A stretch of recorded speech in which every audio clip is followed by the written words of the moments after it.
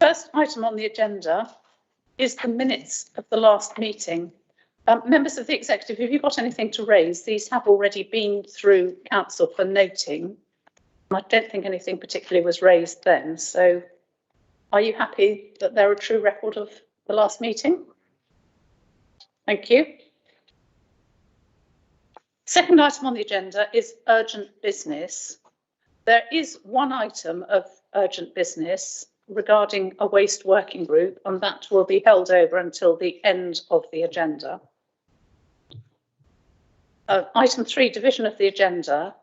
There may be a need to divide the agenda because there is some business that's likely to lead to the disclosure of exempt information, but we'll deal with that when we come to it. Item 4, members, do you have any declarations of interest to make? Members of the executive first? No. Any other members present? No. Right, thank you. Just out of interest, Darryl, how many of other members have we got online?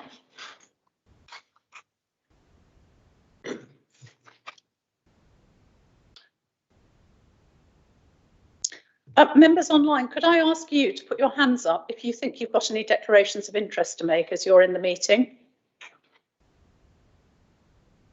Can't see any going up, but if any come up after that, could you let me know, please, Darryl? Thank you. Will do, Leader. And for the record, we currently have Councillors Spencer, O'Callaghan, Pannell, Reeve and McKay on the Teams link. Thank you, Leader. Thank you very much. Okay, so the next item on the agenda is public question time. We haven't received any public questions today. So the first item on the agenda is the executive forward plan. Sorry, it's not the first item on the agenda, it's the first paper on the agenda. And it's actually item number 6. So,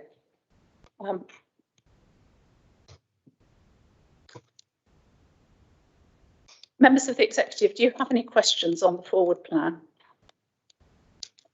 Does anybody else want to raise anything on the forward plan? I'll take that as a no. So it seems like we're all in agreement of the things that are coming up in the future. So we will move on to item 7, which is the draft revenue budget monitoring paper for next year.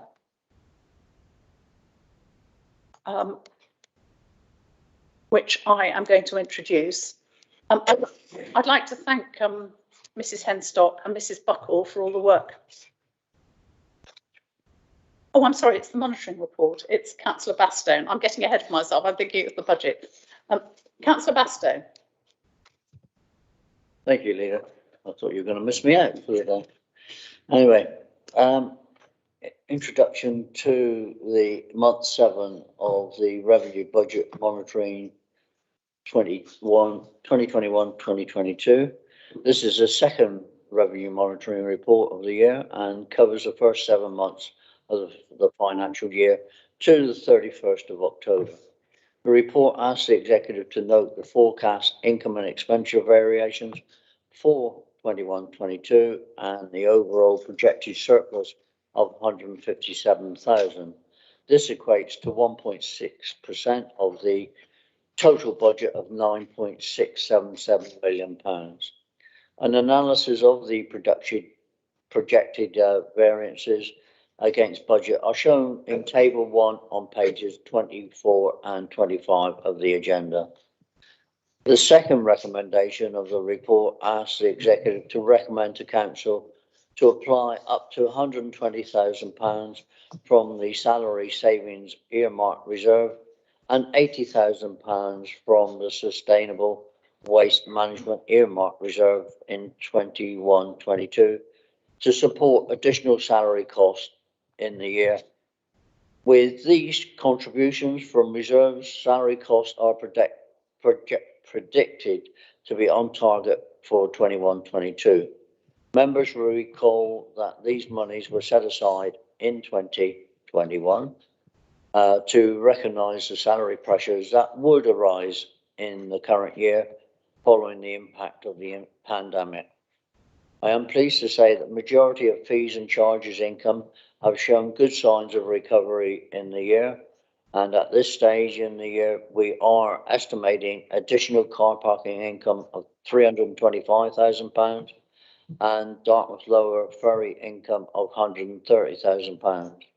In addition, employment estates income is anticipated to be over budget by 90,000 in 21-22, and 80,000 of this additional income has been built into the base budget for 22-23.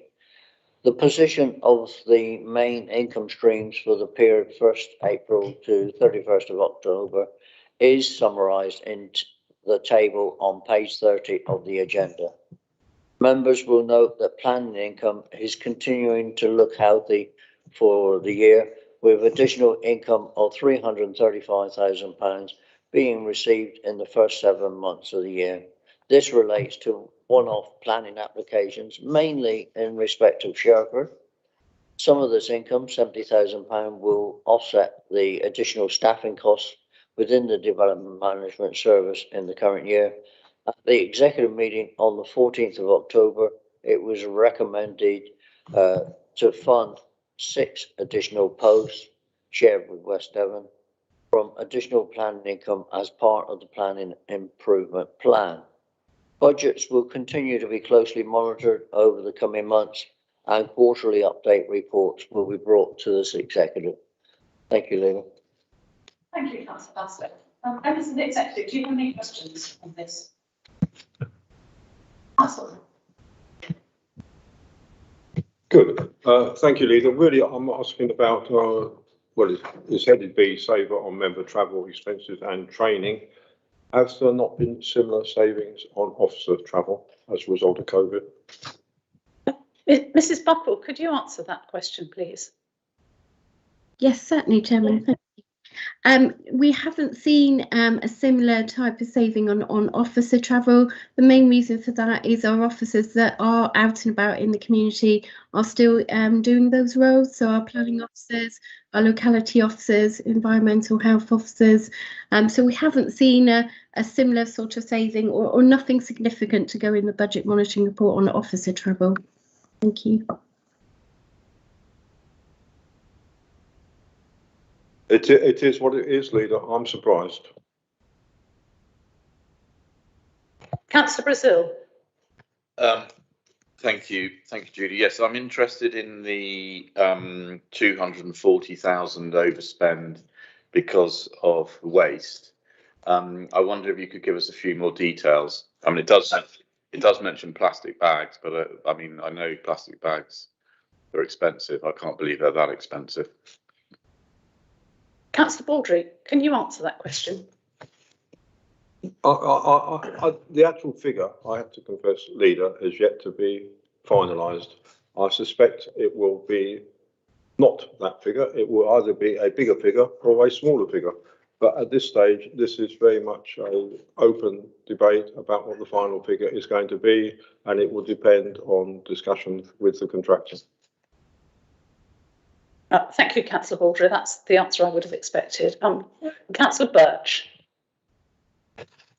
Yes, just on item M on page 27. Well, in fact, in the whole of the report, there is no mention, or what doesn't feature is the position resulting from the saving as a result of the non-collection of the brown bins, and also the possible deductions made from Fast Globe's account. That doesn't appear to be anywhere in the report. Is there any reason that's not featured?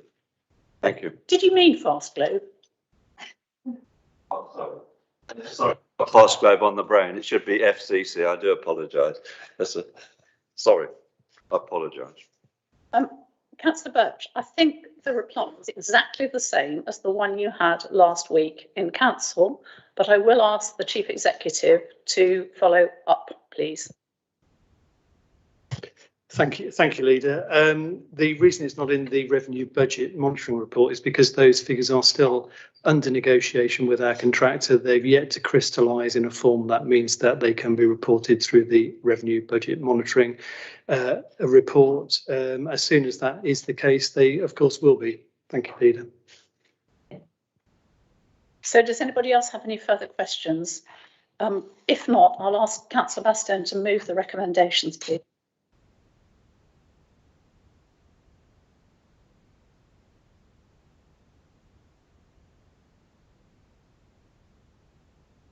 Right, I move the recommendation on page 27 that the executive resolves to note the forecast income and expenditure variations for 21-22 financial year and the overall projected surplus of £157,000. And recommendation 2 is to recommend to council to apply up to £120,000 from the salary savings earmark reserve and £80,000 from the sustainable waste management earmark reserve in 21-22 to support the additional salary costs in the current year as detailed in section 3.3. Thank you, Councillor Baston. Now, members of the executive, does anybody want to make any comments? I'll second it. So, do any of the executive wish to make any comments on this paper, which we have discussed previously? Or if not, I'll throw it open to the rest of the floor. Any other members want to make any comments? And if you're online, please put your hand up. Councillor Brazil. Yes, thank you. Yes, I'm going to go back to the waste and recycling. Last year, we were told that the reason for the delay in the Devon Line services was because of COVID and supply issues in respect of the Depot Ivy Bridge. That's now been built. Why is it that it is down as a budgetary pressure on this council and our council taxpayers when that should fall on FCC and their contract? We've also got the issue, as John has mentioned, about the non-brown bin collection. We've also got the issue of all our staff embedded within FCC. So we're still paying them, but they're doing FCC's job. So we need to be reimbursed with them. Far from being a £240,000 pressure, that should be in the region of about £500,000 excess that FCC will be paying us, in my view. Thank you. Councillor Baldry, would you like to reply to that? I'm pleased that Councillor Brazil added the last sentence, in my view. He knows more than I do. That sort of detail is still a subject of discussion with FCC, as I said earlier. It will come out in the final accounts, I am sure. But for now, much of what he says is true. We are incurring costs for work which FCC should be doing. We should not be being charged for work which they are not doing. But that is the subject, as the Chief Executive has said, of a debate and a discussion with the contractor, and it is not for this meeting, Leader. Thank you, Councillor Baston. But Baldry, I know, yes, you are. No, it's not your birthday today. Happy not birthday. Has anybody else got any comments? Because if not, we'll pass to the vote. Members of the executive, are you happy to? Oh, Councillor Pennington, I'm sorry, I didn't see your hand up.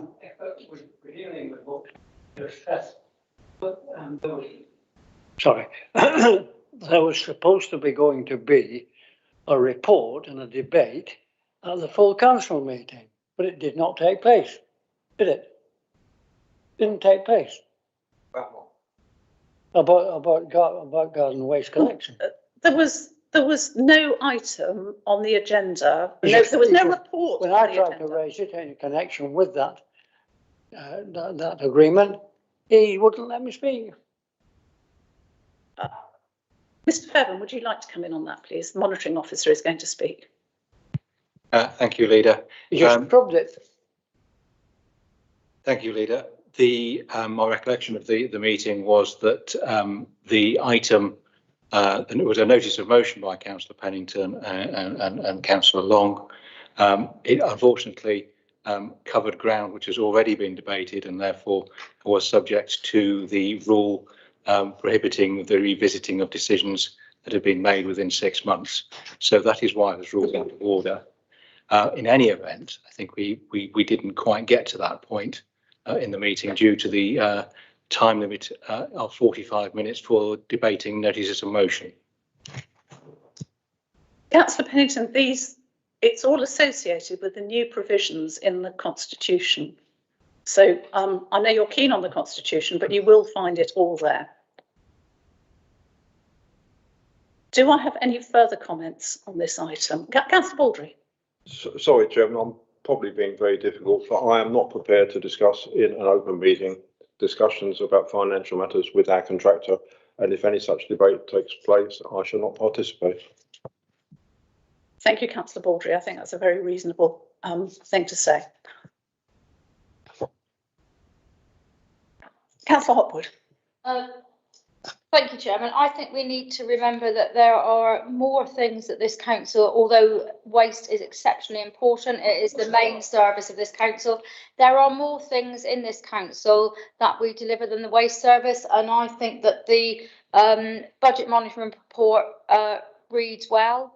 And I thank the staff, Mrs. Henstock and Mrs. Buckle, for putting this together for us. But please remember that, you know, we have a really good surplus planning income, which could lead to staff being able to be taken on. And we need to look at the positives of this monitoring report as well. And I welcome it. Thank you. Thank you very much. If Councillor Pennington, could you put your hand up, please, if you want to speak? Right. Members of the executive, then we will pass to the vote. We've got 2 recommendations at the top of the paper. Are you happy to accept these? That's 6 unanimous. Thank you, Leader. Thank you very much. So we go on to item 8, capital programme monitoring. Councillor Aston. I wasn't aware that we had gone past item 7. I know we discussed the previous one, but item 7, revenue budget. Councillor Pennington, could you? Well, the moment has passed. I have asked if there were any further comments on that paper, and as there weren't. I'm sorry, you didn't get to item 7. You didn't say item 7. I'm afraid I did. We were on it ages ago. Well, can you allow me to say something? Well, that was the paper we've just been discussing, Councillor Pennington, and you joined in that discussion. But the vote has been taken on that paper now. And look, the public can't hear you because you haven't got your microphone on. So please, please, am I allowed to make a comment? I'm not commenting on the. Councillor Pennington, if you wish to make a comment, you can make it after the meeting, but not now. We're moving on to item 8. Right, Councillor Batten, would you like to? Look, Councillor Pennington, could you? I wanted to compliment her. That's all. No, for that particular paper. Thank you, Councillor Pennington. We'll now move on to item 8. Because you know, I'm only a minute or 2. Councillor Pennington, no, you've said what you wanted to say. Now the moment has passed. Councillor Baston, would you introduce your paper, please? Item 8. Thank you, Leader.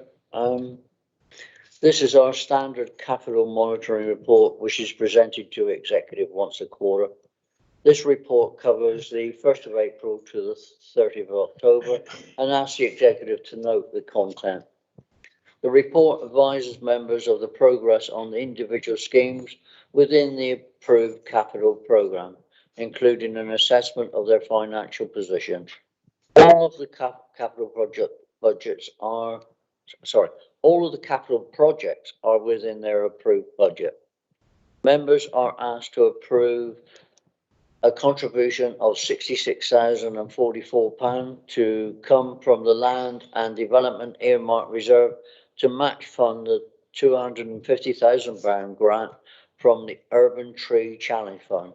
A request to approve the removal of the £400,000 Steamer Quay Totnes Office Development Scheme from the capital programme is also included. A summary of the capital programme is shown in exempt Appendix A.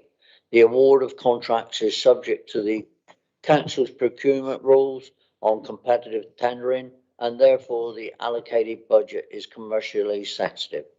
Following the 2021 audit report, we have amended this appendix to profile budgets in line with the expected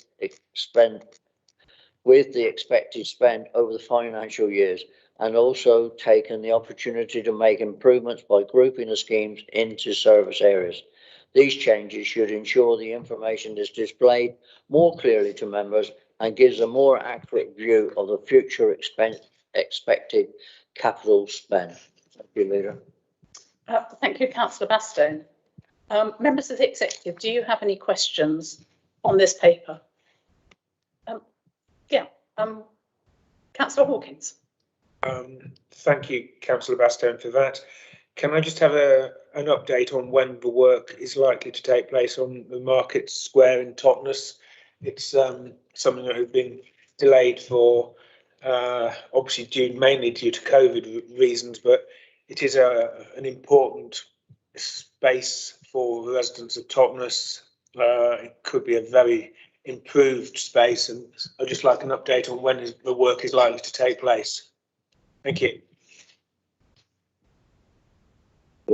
Yes, could you answer that, please? The problem has been that Totnes Town Council have been applying for grants for the work that they wish to undertake in connection with us, but they've not been successful in acquiring grants. But I understand that they are applying for a further grant now in the hope that we can progress this project. Don't know if Mr. Brooke wants to add to that. Mr. Brooke, you're welcome to come in if you've got anything to add. Thank you, Chairman. Thank you, Councillor Aston. Yeah, just quickly, everything Helen says is right. They actually asked us not to progress the scheme because we had started it. They wouldn't be eligible for the grant they're applying for. We are respecting them. Sorry, we're having trouble hearing you. Your sound is very bad. Have you got your microphone plugged in? Excuse me, it's Janice Young here. We need Councillor Pennington to turn his microphone off, please. Thank you. Right. Apologies, Executive. Try again. That's better. Okay. Just in summary, what Councillor Baston says is correct. We were asked by Totnes Town Council not to proceed with the works while they explored a significant grant that would make a transformational difference to the area and the place. So because we've been working in collaboration with them, obviously we respected that request. I haven't actually had a latest update from them. I will follow up, but essentially it is on hold until that process is concluded. Thank you very much, Mr. Brooke. That's helpful. Councillor Baldry. Thank you, Leader. Paragraph 3.10, play parks. I think that we have spent the £371,000 and a lot of our play parks are showing an enormous improvement, and I think congratulate the officers for that. But we have 93,000 left in the pot. I'd really like to know how actively we are trying to spend that money and what the officers are doing to encourage the use of that money to improve other play parks. Councillor Hawkins. Can I just assure Councillor Baldry that that money will be spent? The play parks are really important to all of our communities. As you say, we've spent 100,000 on that already, and yes, we'll get through that £94,000 as soon as we possibly can. Thank you, Councillor Hawkins. Councillor Hopwood. Thank you. Thank you, Chairman. Can I just ask, please, with regards to 3.11 coastal assets, it says a resurvey of all coastal assets was completed in 2020. The information is being evaluated. How much longer is that going to take, please, and when will we have the information? Could I ask Mr. Brooke to answer that question, please? Happy to, Chairman. So, can you hear me okay? Apologies, I've got feedback. Yes, we can hear you. That's a live continual process. So we have done that information, and it will inform the maintenance position that we undertake operationally. It's not designed to be a sort of big tomb that we present. It's a 5-yearly cycle. But I'm more than happy to show the information to any of the executive or the wider council if they are interested. Thank you, Mr. Brooke. I think it would be useful if you could share that with us at our next executive briefing, if that's possible, or at one in the near future anyway. Happy to do that, Chairman. Thank you. Councillor Brazil, I think you had your hand up too. I did, thank you. Yes, I was just interested into why the development at Steamer Quay has been withdrawn, and also how much did we spend on that project thus far? Mr. Chairman, Brooke, can I to you again, please? Yeah, not a problem. We were working in collaboration with the architects practice down there, and they have on some work on their which they have funded. So we haven't spent anything on that, and they are not keen to proceed at this current time. So the idea was that we would develop it when we were sure that we would have an end user, a tenant. We still would want to facilitate further development down there if there was interest by anybody. It may be that in the future the executive and the council will want us to take a more risk-based approach. So develop it and they will come, as opposed to having a secure tenant. But at the time, the decision was that we are asked for was, we have a tenant in play. Shall we proceed with this scheme? But they are no longer keen to proceed. Obviously, the pandemic's affected office requirements.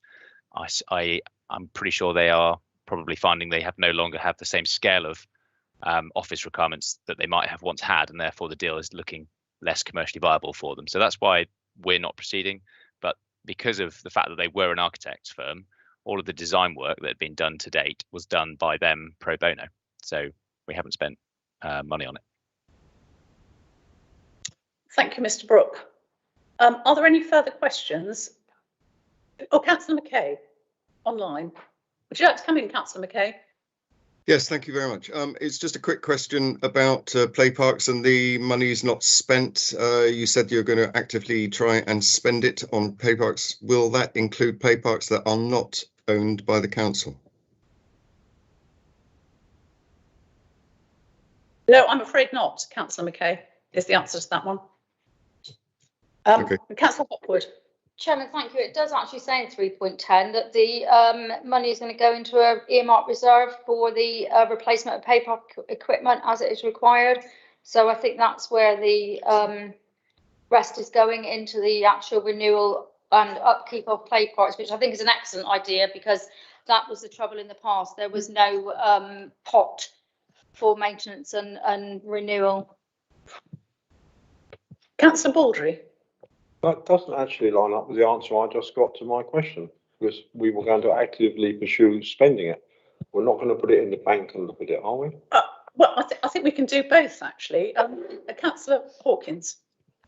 I agree with both Councillor Baldry and Councillor Hopwood, but we do need to actually get this money out spent as fast as possible, because we've got a large selection of play areas all around the South Hams, and we need those play areas. Well, we probably disagree with Councillor Hopwood, but we need a reserve. Yes, I understand that, but we also need to make certain those play areas are as good as we possibly can for the children and our families. Councillor Callaghan, I can see your hands up. Oh, thank you. Morning. Yeah, just a quick one on the 3.7, investing in Kingsbridge. Just for clarity, I know, as it says, officers have been consulting with the town council on this site in Rope Walk. And I just want, it then says modular rented accommodations become a priority and that's being explored. Just for clarity, what is that going to be a joint decision? I'm not entirely certain, or if there's, I mean, if there's a difference of view on how that should be provided, who makes the final decision on that? I'll be grateful to get clarity on that.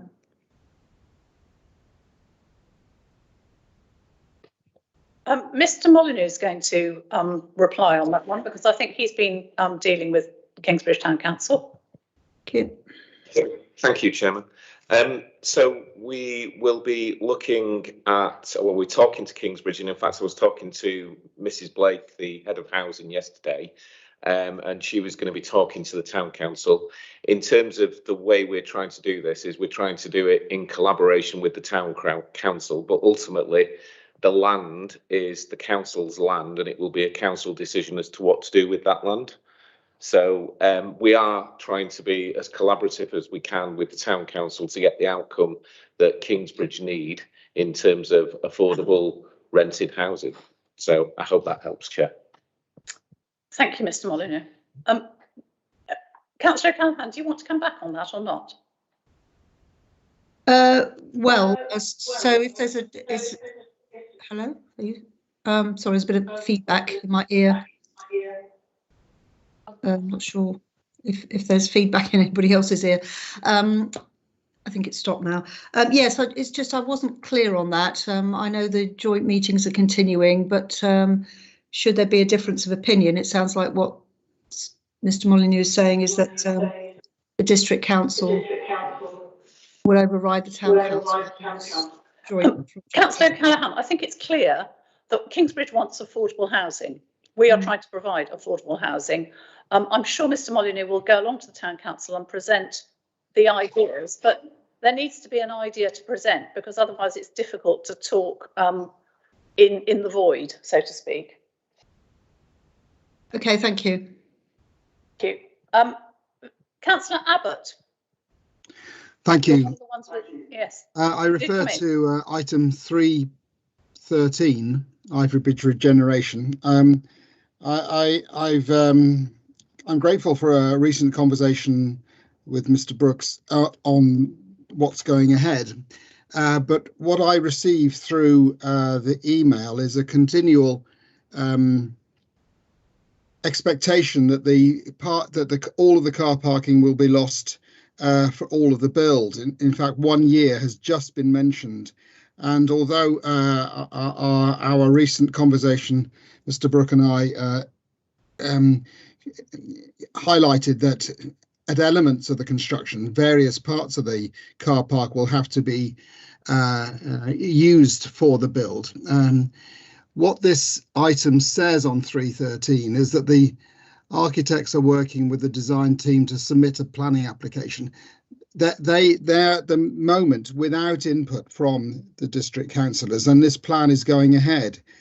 I have insisted for some time that there should be off-site storage, which doesn't then require the car park to be used, and only the construction element should be being removed from public use. Currently, we're faced with a year's removal of parking, which will maybe kill the town before it's regenerated. So I'd like the district councillors to be more involved. Councillor Abbott, I think that's too big a subject to give you an answer on now, but we'd be happy to take it up with you outside the meeting. Thank you. That's fine. Thank you. Councillor Sweet. Thank you. Just on 310 play parks, when will the play parks in Totnes be redeveloped? I'm not sure that they've gone to tender yet. I think it was about a year ago. We had quite a few meetings with the town council and with the outdoor spaces officer, but my understanding is they haven't actually been tendered for yet. So do we know when the works are, is there an end date? Councillor Hawkins. I'll follow that up and get back to you ASAP. That would be great. And also, I know that we the council gave money to Berry Pomeroy to redevelop one of the play parks there. I mean, do they update us as a council as to when their project will go ahead?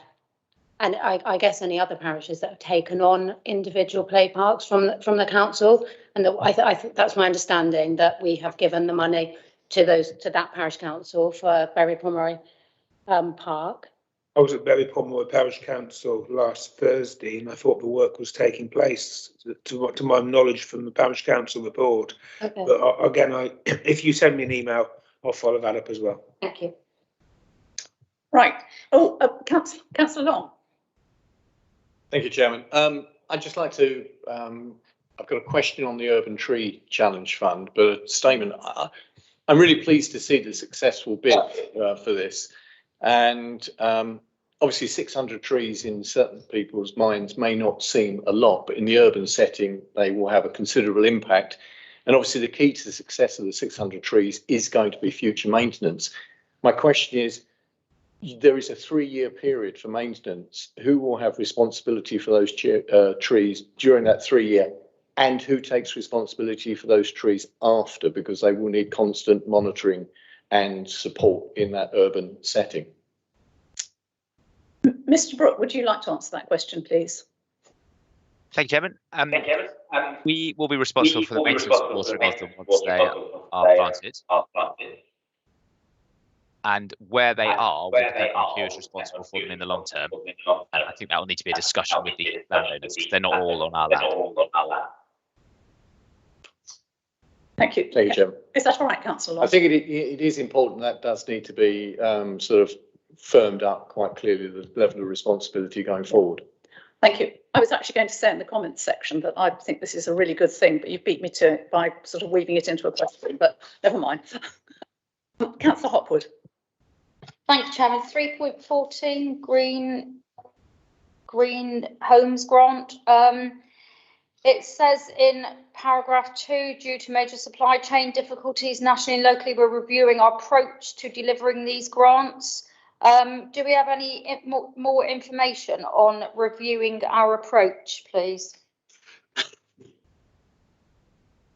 Mr. Powell, you've just popped up on the screen, so I assume you're going to answer that question. I have indeed. Good morning. Thank you, Leader. Yes, I mean, the situation with the Green Home Grant Scheme has been a very difficult one. We secured the money because we already had an arrangement with a particular supplier, and unfortunately delivery has been very poor. So at the moment we're looking at alternative ways. We've managed to retain the money from Bays, and we're looking at alternative ways of delivering that, working with community partners and other suppliers.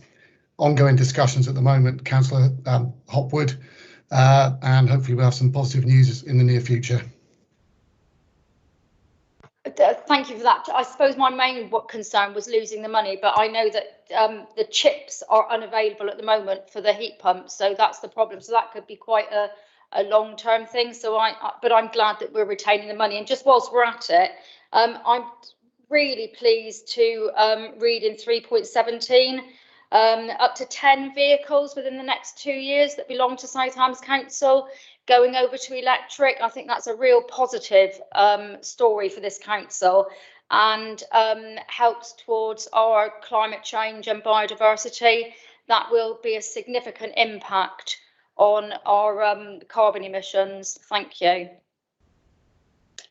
I would agree, Councillor Hopwood. I hope there isn't a problem with the chips for them too. Now, if we've got no more questions, Councillor Aston, would you like to propose the recommendations in the paper, please?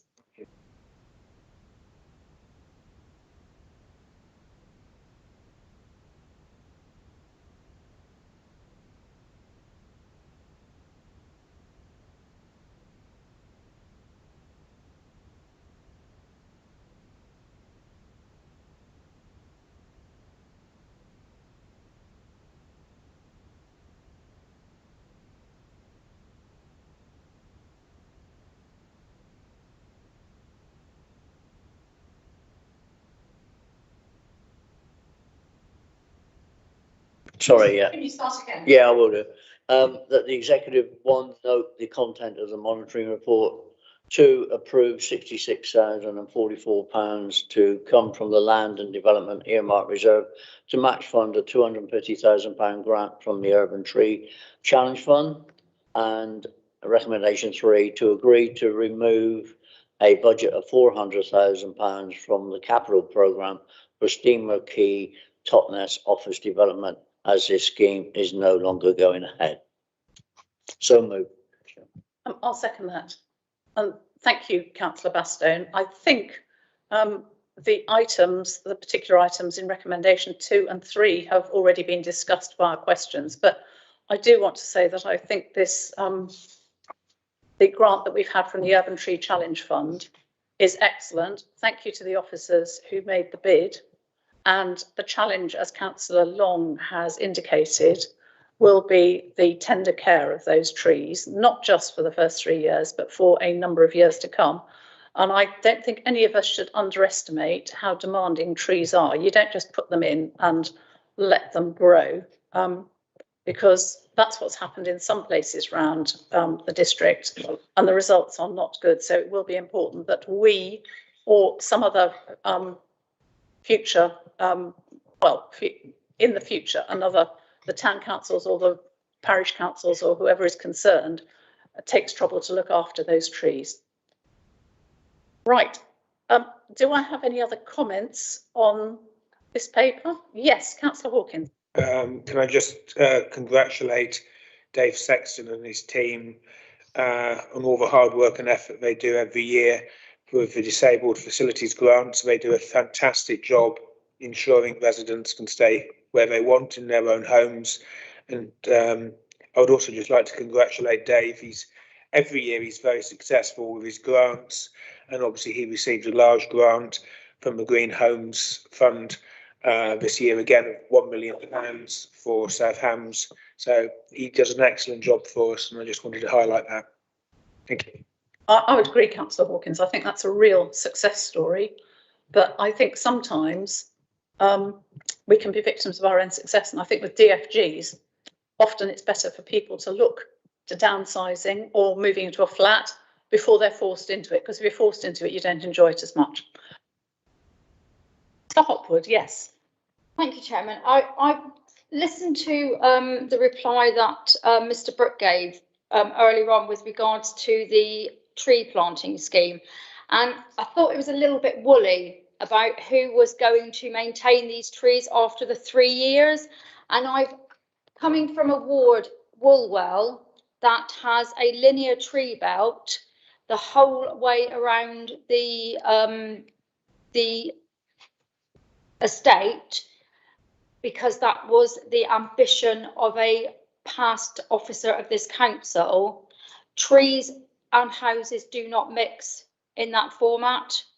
So I really will, I welcome the trees, obviously, but we really need to be very, very careful about where these trees are planted and who maintains them after the 3 years. And I would urge you not to enter into any contract or any scheme with any landowner before you have something formally agreed to maintaining these trees, because they are a massive problem if they back onto people's gardens. Thank you. Yeah, my understanding of this is that it's a slightly different project from having a belt of trees around a development like Woolwell is, but I think it is important that we have a clear steer on who is going to maintain the trees after the initial 3 years. And so I think it would be a good thing if we could have some indication of that as soon as possible, Mr. Brooke, if that would be possible. Not a problem. I'm listening in, I'm taking notes, and I will report back. Thank you very much. Any more questions? Oh, sorry, comments? Yes, Councillor Long. Chairman, the coastal assets, I know there's a question raised about that, but I looking at what is done and what has happened at B-Sands, I know it's not in my ward, but having seen it, I think it does show an excellent relationship between the council engineers, the contractors and other organisations in being able to achieve something like this, and also bring forward some innovative methods of working, which have been reported in the new innovation magazine. So I think it's, I think it's a congratulations there to the, the council's engineers and that department and others, and being able to work together in this type of project. And I think that's, that's very important in the coastal assets, coastal area and the assets we have, and being able to maintain them going forward. Thank you, Jen. Yeah, it doesn't come cheap there, Councillor Long. I think Councillor Baston would like to reply to you. Yeah, I'd like to endorse what Councillor Long has said. I would like to endorse what Councillor Long has said. We have done a magnificent job down at B Sands and secured that coastal area for a little while. I'd like us to be able to do a similar thing with the Slapton Line Road, but all know my feelings about the quangos that are stopping us from doing that. And that road is going to go at some time, but it's important for the economy of the villages there and the two towns, either end Dartmouth and Kingsbridge. And I'd like us to be able to do some work there. We are currently repairing what's there, pulling rock armour back from the beach and resettling it, but we're not allowed by these two quangos to actually do any further restoration there, which really upsets me, because that road is so important to the economy of that area. Not only the economy, but the social fabric of the area is impacted by the Slapton Line, because if that hourly bus can't run between Kingsbridge and Dartmouth, it's going to make it difficult for lots and lots of people to do lots of things. And I think that we really need to make a lot of noise about this. We cannot have an environmental reason stopping the social and economic fabric of the district functioning properly. And I think we really need to start making some noise about that. But I would agree with you that the works that have been done at B Sands, one of the things I really like about them is that they're relatively low impact. They're less impact than having great big boulders along the beach, and they're certainly less impact than having a concrete sea wall. So I'd like to congratulate both our engineers and Landmark for the work they've done down there. It's absolutely brilliant. Thank you. Any more comments? Because if not, we'll pass to the vote. Members of the executive, are you happy to accept the three recommendations at the top of this paper? That is unanimous. Thank you, Leader. So now we're on to the revenue and capital budget proposals, Councillor Baston, and I think it is my turn this time, and I apologise for the first one. But I do recall in a previous papers at this time of year that the budget has come first and then the monitoring papers afterwards. So I think I was sort of a bit on automatic pilot on that. Apologies. Right. So this budget paper provides members with the latest revenue and capital budget proposals for the next financial year, 22-23. The executive are asked to note the forecast budget gap for 22-23 of only £28,500, which represents 0.3% of the net budget for this year, this present year, of 9.7 million, and the position for future years. Members will note that the 22-23 budget gap has reduced from the £79,587 reported to the executive in September, and the table in section 113 of the report sets out the relevant changes. These figures were discussed in detail at the members' budget workshop on the 18th of November. At the workshop, members requested a glossary of terms used in local government budgeting, and this is attached at Appendix G. And I'd really like to thank Mrs. Henstock for drawing that up. It's truly a magnificent piece of work. The key assumptions within the budget are set out in section 1.8 of the report, and some of the most significant ones, which I would like to draw members' attention to, are as follows. It is likely that the business rates baseline reset will be deferred from until 2023-24, with no negative revenue support grant in 22-23, which is a great relief. It is assumed council tax limits for district councils will remain at the higher of £5 or 1.99% for 22-23 onwards. An increase of £5 would equate to just under 10 pence per week for South Hams District Council. That's an increase of 2.85%. And thirdly, a business rates pooling gain of £300,000 has been modelled for 22-23, with reduced gains from 23-24 onwards. The budget position should become a lot clearer when the council receives details of the local government finance settlement in mid-December, which will enable the council to further firm up some of the assumptions within the budget for next year, particularly around things like new homes bonus funding. The executive were also asked to note the forecast capital programme proposals for 22-23 of 1.61 million and the proposed financing of the capital programme as set out in Appendix E. The report also makes a recommendation to Council that South Hams continues to be part of the Devon Business Rates Pool for 22-23. Finally, in section 9.4 of the report, the budget timetable is shown for 22-23. The next step will be for the Joint Development Management Committee and Overview and Scrutiny panel to consider the draft budget proposals on the 13th of January 2022, with the executive to meet on the 27th of January 2022 to recommend the final budget proposals for 22-23 to Council in February. So, members, executive members, do you have any questions on the budget? No, there seem to be no.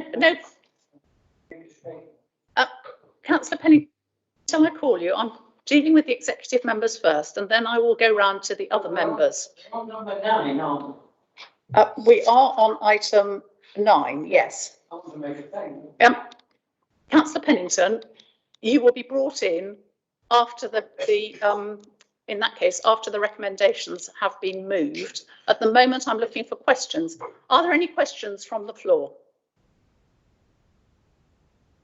Right, in that case, I will move the recommendations 1 to 7. The first 6 are recommendations to the executive, and the 7th one will be sent on to council. Now, I better read these all out for the benefit of members of the public who might be watching. So, recommendation 1, it's recommended that the executive notes the forecast budget gap for 22-23 of £28,500, which is 0.3% of the net budget of 21-22 of 9.7 million, and the position for future years. Secondly, that it notes the timescale for closing the budget gap in 22-23 and future years to achieve long-term financial sustainability. Thirdly, that the executive notes the current level of unearmarked and earmarked reserves set out in section C, as well as the net contributions to earmarked reserves modelled for 22-23, as set out in Appendix D. And number 4, notes the forecast capital programme proposals for 22-23 of 1.61 million and the proposed financing of the capital programme as set out in Appendix E. And 5, requests the views of the executive on the draft revenue budget proposals and the draft capital budget proposals for 22-23. Sixthly, request the executive request the views of the Joint Development Management Committee and Overview and Scrutiny Committee on the draft revenue budget proposals and the draft capital budget proposals for 22-23 at the January 22 joint meeting. The recommendation to Council is that the South Hams District Council continues to be part of the Devon Business Rates Pool for 22-23, subject to there being no announcements within the finance settlement expected to be in mid-December, which, in the opinion of the Section 151 officer in consultation with the leader of the council and the portfolio holder for finance, would change this recommendation. So those are the 7 recommendations. I will now ask the executive members if they've got any comments to make on this paper. Seconder, thank you, Councillor Bastow. Councillor Hopwood, you've got a comment. Thank you, Chairman. My comment is regards to the Appendix F, Town and Parish Precepts. 61 town and parish councils, 25 have increased their budget of 5% or over.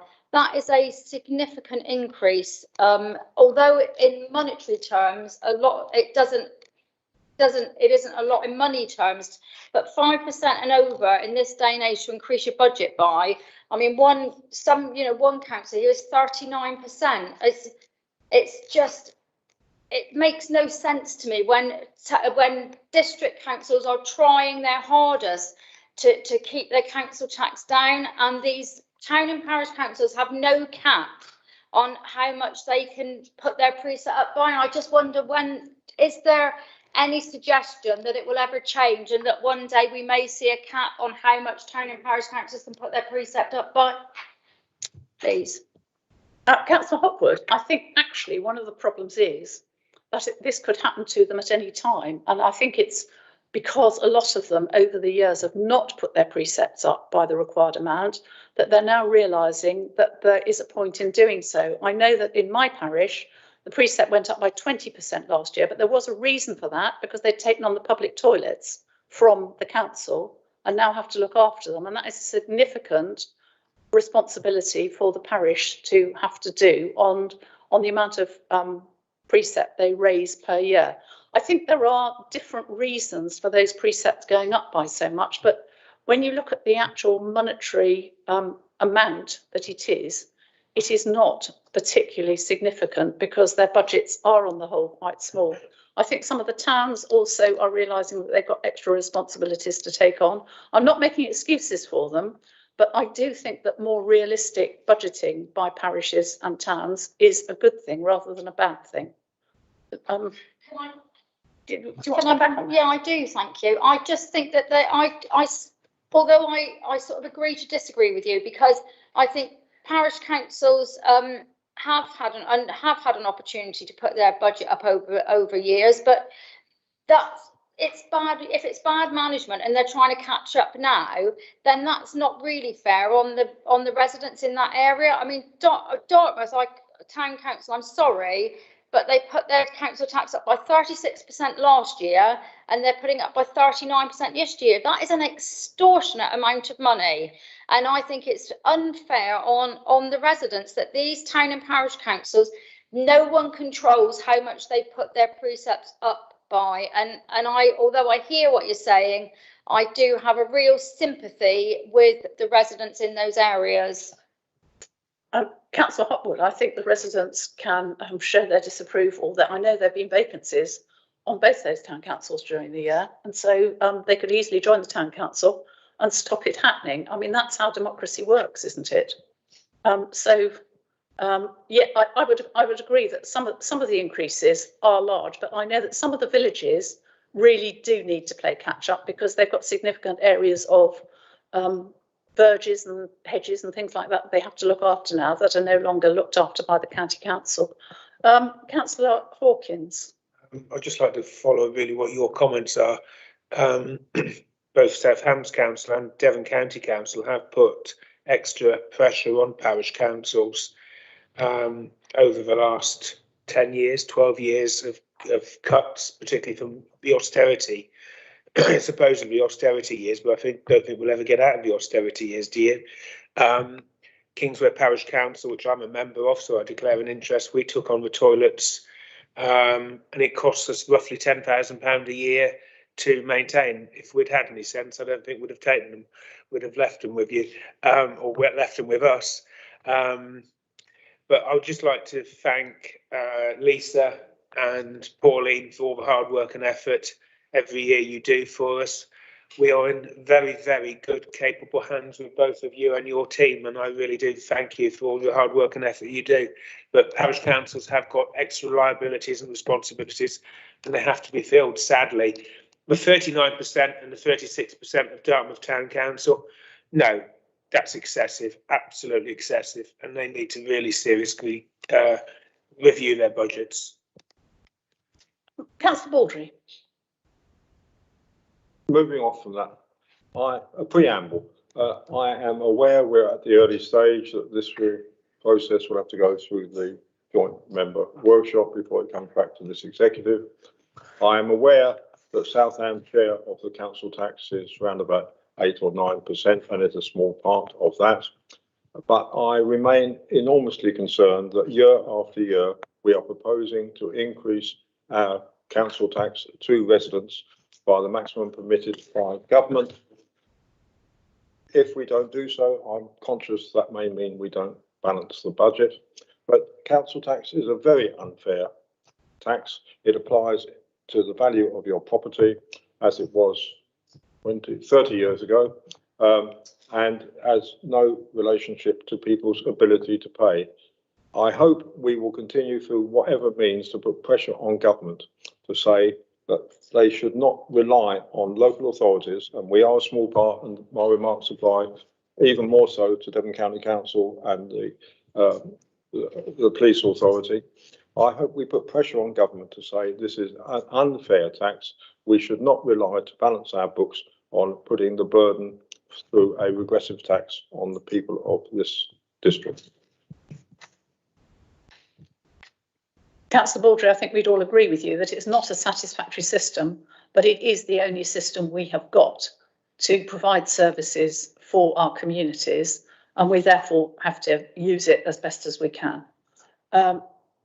If there are no more comments from the floor, I will now invite Councillor Pennington to speak.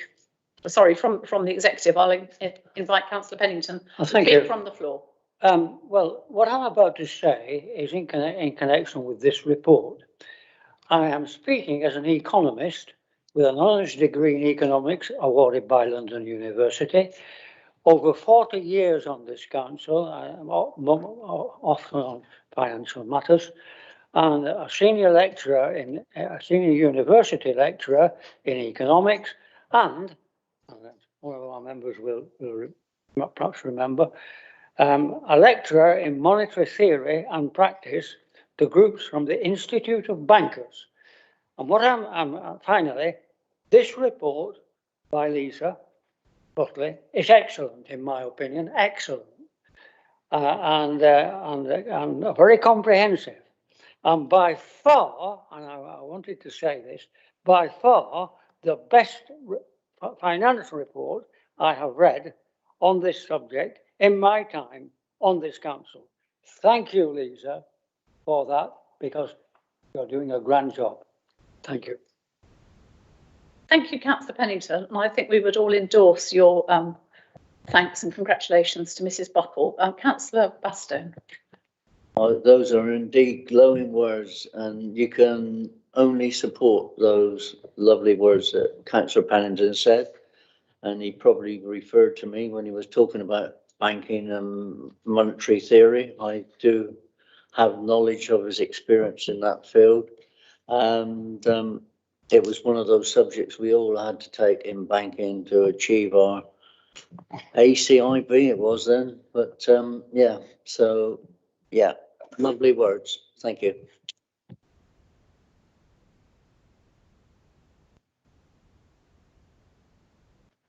Thank you very much. Councillor Pannell, you wanted to say something? Yes, I think you and Councillor Hawkins have covered some of the points which, in reply to Councillor Hopkins, about the need for the parishes to raise their precepts, particularly those that have taken on toilets, have taken on road sweeping, have taken on so many things that were abandoned by the district and the county. And I remember at the time the county saying, well, if you want these things, you should be prepared to raise a precept to pay for them. So it's a bit rich now to say that they shouldn't be doing so. The other point, yeah, backing up what Councillor Baldry said, if people are worried about the impact of council tax rises on the population, they should really, as Councillor Baldry says, be looking to pressure the government to reform the system which penalises the lowest income bracket people hardest. It's a regressive tax, council tax. Those at the very top end of the market pay very little of their income towards council tax, where those at the bottom end pay a quite significant amount. And I think the government does this so that it can avoid putting out income tax, but it just expects councils to put up their precepts instead. And I think this really does need to be looking at and needs pressuring on the government to sort it out. Thank you. Thank you, Councillor Abbott. If I have no more comments, I will move to the recommendations. Members of the executive, are you happy to accept to vote for the recommendations in the paper? Thank you, Leader. That's 6 unanimous for the recommendations. Thank you very much. So we move on to the next item, which is the Planning Service Improvement Plan, Mark 3.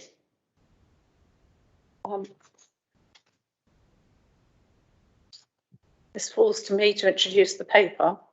As the title indicates, this is the third planning improvement report and deals with the business support stage of planning applications. That is the case management of the registration and associated processes, along with an update on the planning enforcement team and the present and estimated future caseload that they have. It recommends increasing the capacity of the business team to ensure timely registration of applications.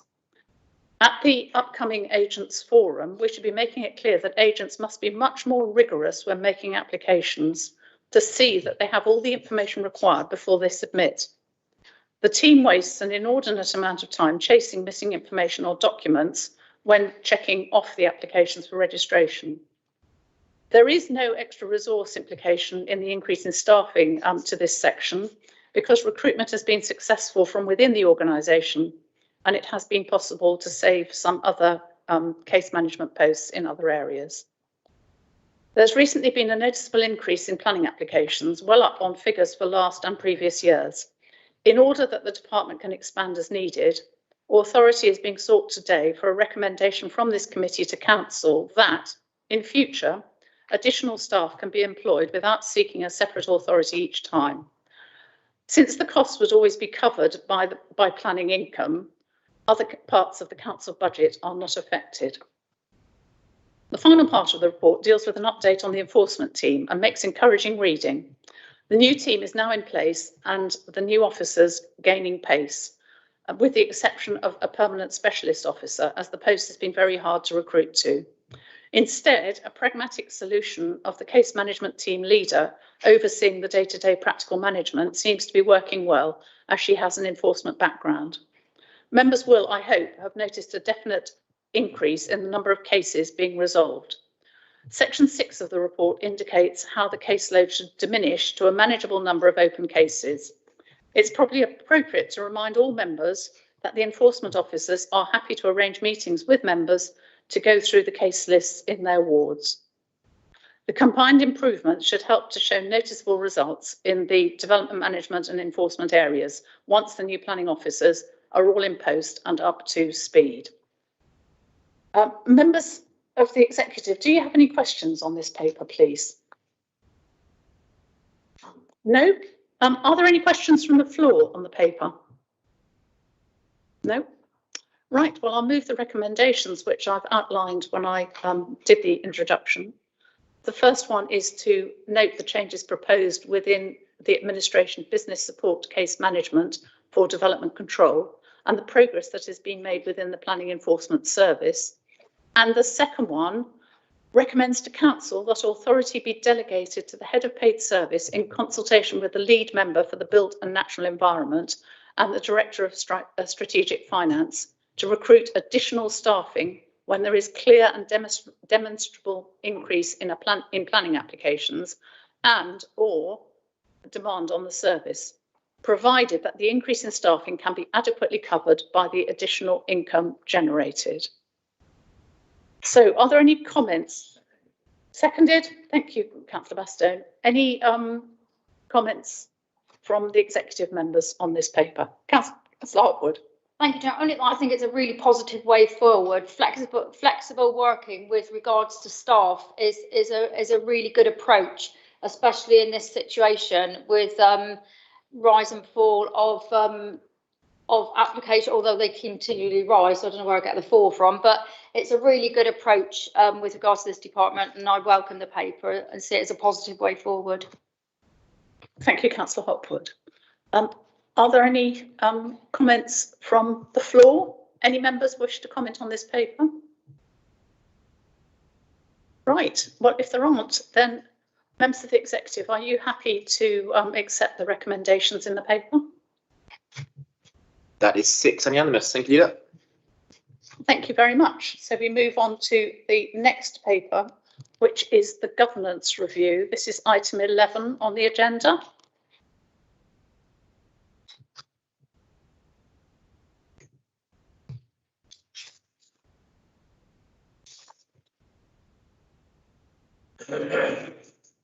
Now, this paper deals with the governance review for community housing.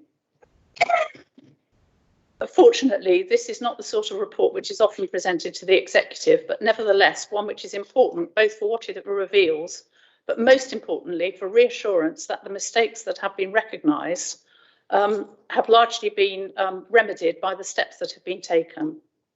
Good governance is now established for the programme, and there is a list of further recommendations for improvement at section 10 at the end of the report. The report highlights the lack of SLT capacity and the consequent excessive pressure at the time on the extended leadership team.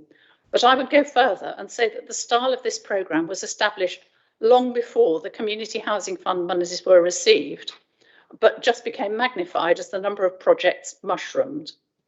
Because it was effectively being run as a separate module, any officers presently in post or lead members I can well see were not privy to what was going on. The officers responsible have all now left the council. We should therefore very much look on this as a paper which recognises past errors, but in the new council, with a now largely reformed constitution and much tighter grip on good governance and good decision making, sets out not only to put past errors right, but to establish an effective framework to take the programme forward confidently with all the proper checks and balances in place. The paper is only for noting, which is the first recommendation, as the majority of work to sort out residual problems has already happened, and the further recommendations will be followed up and implemented by officers. These appear at the end of the paper. A roundup of the status of the various community housing projects is in the next paper on the agenda. Because the report largely deals with governance issues, it is right that it should go to the Audit Committee for further scrutiny, and this is the second recommendation. Right, do I have any questions from executive members on this paper, please? Councillor Baldry. This is a difficult one, Leader, and may I, through you, actually ask a question to Mr. Bates as Head of Paid Service, and not necessarily relating to this paper or to the events that take place in this paper, but is it a practice in this council for us, when people leave the service, whether they have been members of long-term members of staff or whether they have been on contract, to ask them first to sign a non-disclosure agreement, and secondly, whether, and I don't know how you word this, whether we ought to make it clear that we would expect anyone leaving the service to make personal financial gain out of their new employment, whatever that may be. Mr. Bates, would you like to answer that question? Thank you, Leader. It's a complicated question. Obviously, we have procedures in place for the management of our staff. The terms and conditions that apply to those staff at the time they're employed are the ones that are clearly appropriate in terms of the arrangements when they leave. I did make some inquiries of colleagues with regard to these staff at the time. I can come back to you with a specific, but I'd rather not do it in a public part of the meeting. Thank you, Councillor Baldry, if that's okay. That is perfectly okay, but to make it clear, this is a general question. It does not relate to any individuals involved in this particular paper. Thank you. Yes, I'm happy to deal with that issue outside the meeting, as I said, Councillor Baldry. Are there any more questions from executive members? If not, I will throw this open to other members now.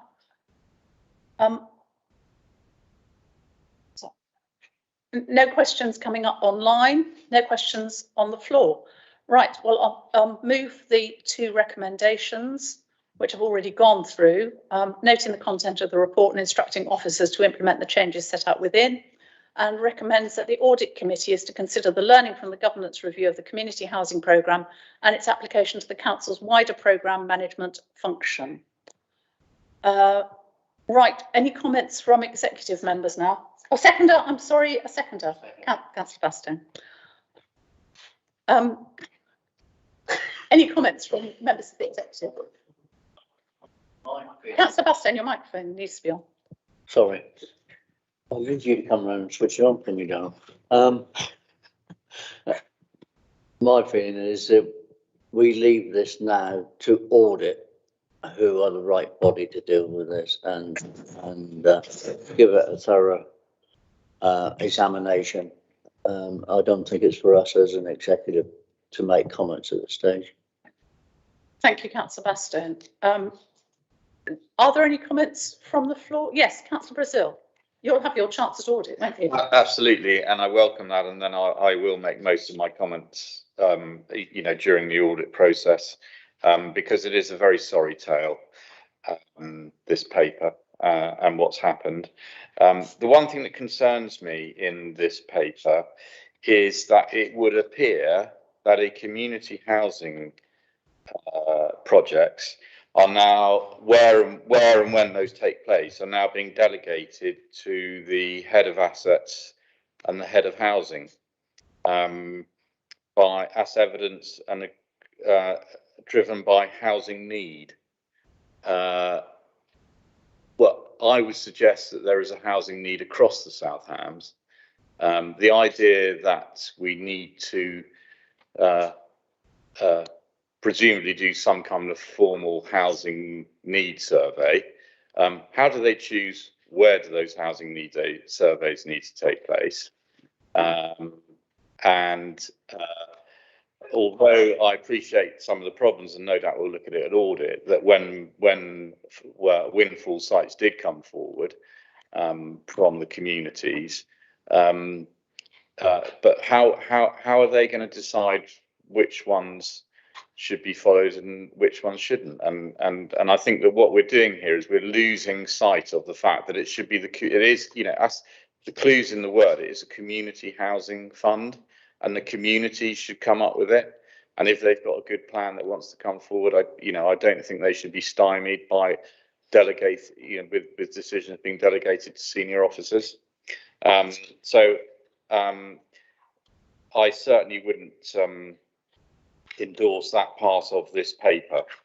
As to the other bits, I mean, I think if people reading that would be amazed that they weren't in place in the first place, quite frankly. 10.2, the recommendations and what they do. We had a pot of money just south of £2 million. Clear identification of those officers and members responsible for overseeing the projects and giving authority for the progression of projects from one stage to the next. I mean, it's hardly rocket science. It's just basic management. Yeah. Okay, I'll leave it there. Thank you. Councillor Brazil, I would largely agree with a lot of what you have said. As for the community housing funds or community housing projects, I would agree with what you say, and I think that is the whole point of it. That if you are going to build houses in your community, you want to be sure, first of all, that there are suitable families in that community to move into those houses, and secondly, that those houses remain for people in the community forever after, and that actually, if it's in the villages, don't you want those houses to be reserved for people in your village, or do you want people from outside? I mean, it depends on the view you take, because if you want people to come in from outside, then yes, it could take place anywhere, but it's important to reassure everybody that there are the families requiring those houses in your community. Councillor Birch. Picking up the point that you made a moment ago about this being passed to audit for scrutiny, I checked the Constitution, and I think this is a matter that should be referred to overview and scrutiny, not audit. I don't believe that there are any powers that the audit committee have any powers to deal with this under our Constitution. So that's an observation on my part. In other words, I think it's being directed to the wrong committee on my understanding of the Constitution. Thank you. I'll ask Mr. Fairbairn if he'd like to comment on that. Thank you, Leader. This is essentially a review of the process. I'm satisfied that the terms of reference for the audit committee, because I did obviously see the report before it was produced and made public. I'm satisfied that the audit committee it is possible for the audit committee to include it within its terms, within its review programme and work programme.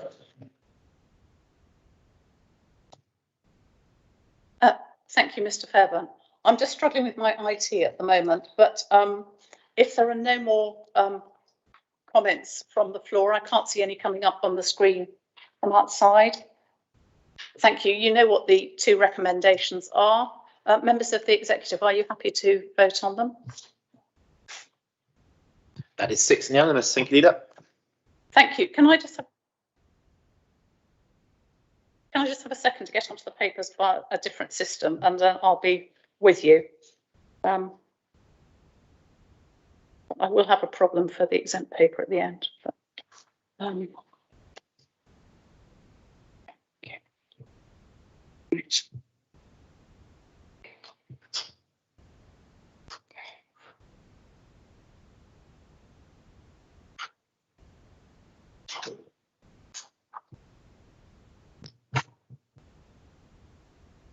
right. Okay, got it up. So, the next paper on the agenda is the Housing Crisis Update Report, and it's number 12 on the agenda. This is a new style report under the banner of the housing crisis. It allows members to see in one paper the latest activity being undertaken across the housing function. It is in 3 parts by 3 different officers and manages to have 4 sets of recommendations, as the last set deals with the Housing Task and Finish Group recommended to this committee by Overview and Scrutiny at its last meeting. The first part of the report makes recommendations for our future 5-year homelessness strategy, which is a statutory function of the council. 4 categories of homeless people have been identified: single households, families, households with additional needs, and rough sleepers. And the strategy will focus on solutions bespoke to each of these groups in the light of the extra challenges the pandemic has thrown up for them.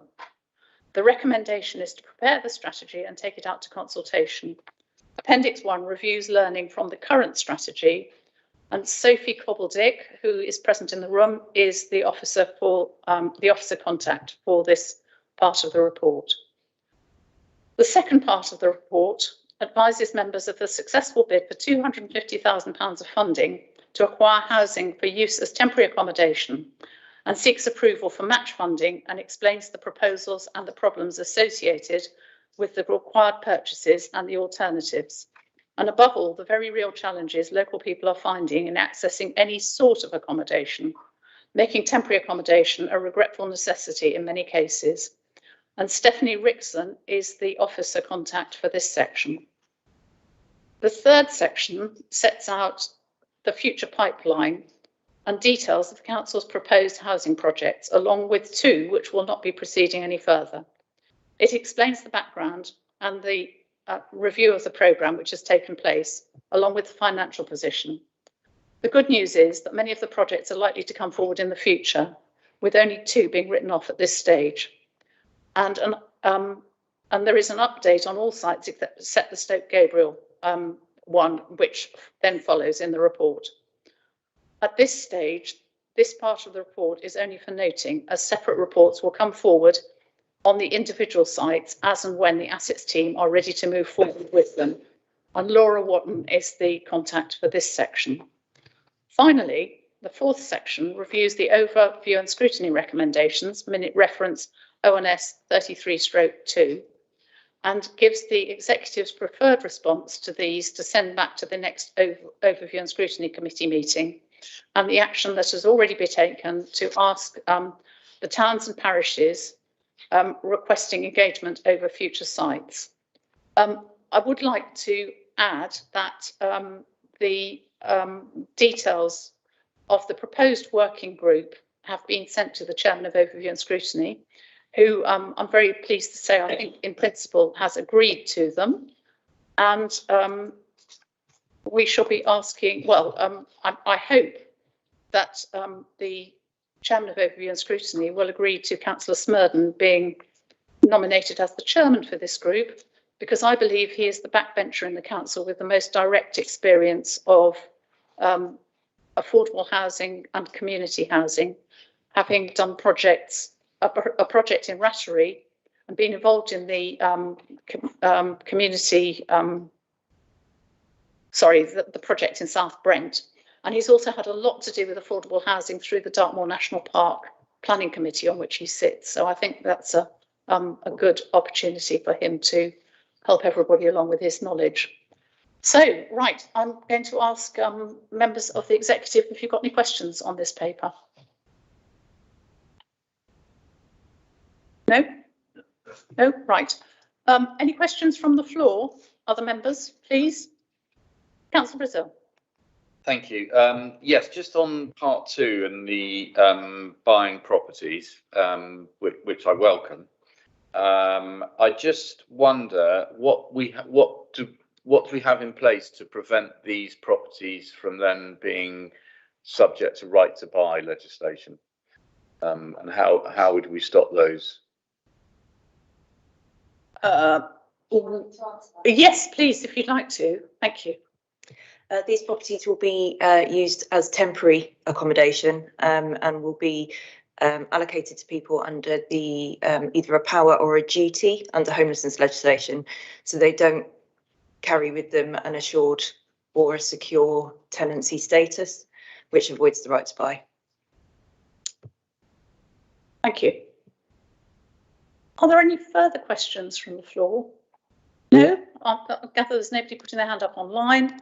So I will move the recommendations, which are a little bit lengthy, but I think for the benefit of people online, it is necessary to read them out. So here goes.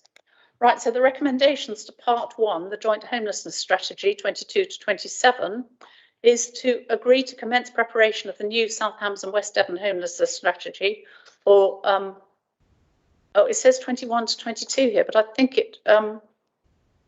it means for 22 to 27. So I think we need to amend that wording. Do we need to amend that wording? Right, okay, so Mr. White, will you take that in charge, please? Agree the recommended approach to be a focus on the 4 specific client groups for the new homelessness strategy, namely single households, families, households with additional needs, and rough sleepers. And number 3 of this part 1, approve the proposed consultation approach in addition to the adopted consultation and engagement strategy. For part 2, the contribution to the purchase of the Housing First properties, recommendation 4 of the report is to agree to the purchase of 4 Housing First properties from the Shire's properties sale proceeds and the grant offered by Homes England.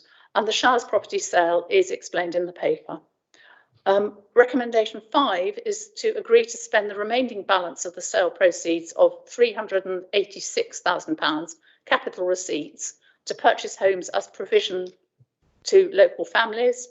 And recommendation 6 is to authorise the Director of Place and Enterprise in consultation with the Section 151 officer and the Leader of the Council to take all necessary steps to purchase 4 Housing First properties together with additional family size accommodation in the form set out in this report. Part 3, the housing project update, notes the ambitions of the existing project pipeline and that the executive will receive further reports for decisions when required. Decisions will come through the executive and on to full council. Part 4, the executive response to the overview and scrutiny recommendations, agrees to form a task and finish group to undertake a review of other local authorities that have successfully increased the delivery of affordable housing directly or indirectly within their boundaries and share best practice. And recommendation 9 notes the recommendations arising from the Overview and Scrutiny Committee, minute ONS 33/21 refers. So I need a seconder. Seconded. Thank you, Councillor Bastow. Now, do I have any comments from the executive on this paper? No? Any comments from the floor? Councillor Birch. Thank you. I think for the completeness and accuracy, I think item 8, the recommend item 8, which is agree. Oh, sorry. Can you put your microphone on? Yeah, sorry. Yeah, sorry. Start again. Right. I think for completeness and accuracy, it's preferable, or in respect of item 8, to it read invites the Overview and Scrutiny to form a task and finish group, so that there's no confusion there. I think that's just to make it accurate, and just to supplement what you said earlier. Yes, a proposed terms of reference have been agreed, and those will be put to the Overview and Scrutiny at its next meeting. And I agree with your proposal that Councillor Smurden be invited to be the chair of the proposed task and finish group. Thank you, Councillor Birch. Members of the executive, do you agree with that amendment that it should be the Overview and Scrutiny who should be invited to form a task and finish group? I think that's a reasonable amendment to make. Yes? So yes, we agree to that, Mr. White. You'll sort that out, will you, for us? Thank you very much. Thank you very much. Right. Any more comments from the floor? Councillor Brazil. Yeah, thank you. And perhaps I should have done these as questions as well. But one thing I'd like to do is to highlight in this report exactly what I was talking about in the previous paper about senior officers having delegated powers to decide where and when particular projects go forward. Because you'll see in, for example, the Kingsbridge one, it says here, housing need is well established. How's it well established? How do we know what the housing need is in Kingsbridge? Have we done a housing needs assessment? No, that is because anecdotally, and we all know that there's a massive housing need in Kingsbridge, but there's no empirical evidence about that per se. Certainly no that's any different from anywhere else within the South Hams. And what I would suggest to you is the reason why housing need is well established in Kingsbridge is because this council has spent a considerable amount of money already progressing community housing sites. Therefore, it's it fits nicely, doesn't it? That they've decided there is a well-established housing need in Kingsbridge. Therefore, we'll go ahead with those sites. And you know, I think that's, you know, again, I say that what you're losing sight of here is that it's a community thing, and the communities are losing control, and it's being handed over to officers in the council, which I'm not happy with. The other thing just on that as well is that if you look at it says here that monies that were spent from the Community Housing Fund, as and when these projects move to delivery, that's going to be recycled back into the Community Housing Fund. Well, South Brent and St Anne's Chapel have had in the region of £800,000 spent on them from the community fund, and yet now they're in delivery phase. It says something here, we're expecting £350,000 back. So what happened to the other 450,000? Surely that should be, you know, if that's the model that we're working on, surely that money should be recycled back into the Community Housing Fund. Yeah, those are my comments on that. Councillor Brazil, not all that money has come out of the Community Housing Fund. Some of the money for the, particularly for St Anne's Chapel, has come from reserves and from other funds, and it was all set out in the paper that went to council last week. As regards Kingsbridge, the need in Kingsbridge is well established through the Home Choice Register. And the difference in Kingsbridge is that the houses will not be tied to residents of Kingsbridge, because in the towns they aren't. In the villages, there is a local connection that can be put on community houses. So I think that is probably the difference between the towns and not needing to do a housing needs survey in Kingsbridge regarding community housing. But perhaps Mrs. Cobbledick could correct me if I'm wrong on that. It would depend slightly on the planning restrictions that are applied. It's often the case that the first letting may have a local connection criteria attached to it. But as you say, the housing need is well established, and Alex's team, the housing enabling team, do carry out housing needs surveys on a regular basis and are building quite a complex sort of map of housing need across both districts at the moment. They're working quite hard on that. So there will be an established housing need there. But as you say, on a longer term basis, if there isn't a section 106 prohibiting it, then there is not the local connection criteria. Thank you very much for that reply. Any more questions from the floor? If not, I am going to invite members of the executive to vote on all these recommendations with the amendment to the first one, as suggested by Councillor Birch, and which Mr. White has made a note of. So, members of the executive, are you happy with all those recommendations? That is unanimous. Thank you, Leader. Thank you very much. So, we move on now.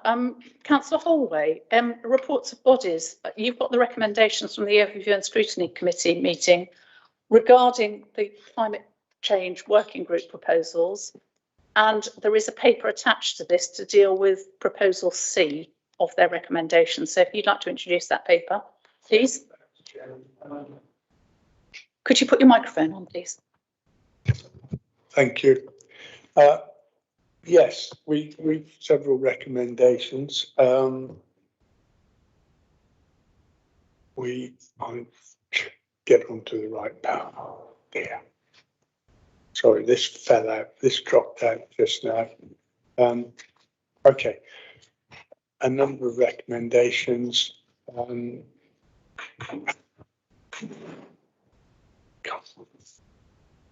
worry, Councillor. I think the answer is really difficult this morning. I'm having difficulty. Yes, all right. It dropped out, and I'm back in now. Okay. If you need a moment to get back onto the page, take it. I am. You're there, are you? I'm on the page now. Yes. Hold on. All right. Okay. Good. So, I'd like to thank the Task and Finish group and Chairman Councillor Thomas for the work they've done on this. I'll run through the recommendations very briefly. Recommendation A suggests that it should contain recognition of the finite carbon budget available to the district, and certainly we will attempt to do that. With regard to targets and indicators, yes, we want to align with the Devon Carbon Plan. Well, no, we're not. We're talking at the moment. We're talking about the recommendations. I think actually, Councillor Holway, it might be a good idea to talk about the paper first and then go back to the recommendations afterwards. I know that this item is not entirely clear in the way it's set out, but I think that's probably the best way of handling it. Okay, sorry. You all right? It yes. comes after the minutes. Okay. Right. Okay. 1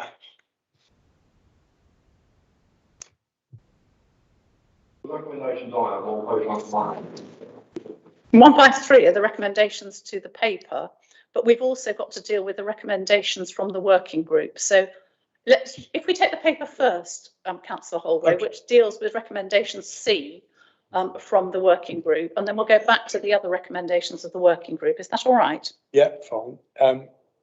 The intention is that we make it easier for schemes and projects across the South Hams to obtain funding. We've had some difficulty where we've invited councillors to contribute from their own locality climate change money, and I think with the Talking Forest, we got that one off the ground in the east of the South Hams, and I'm hoping that one will eventually be able to be taken over to the west as well.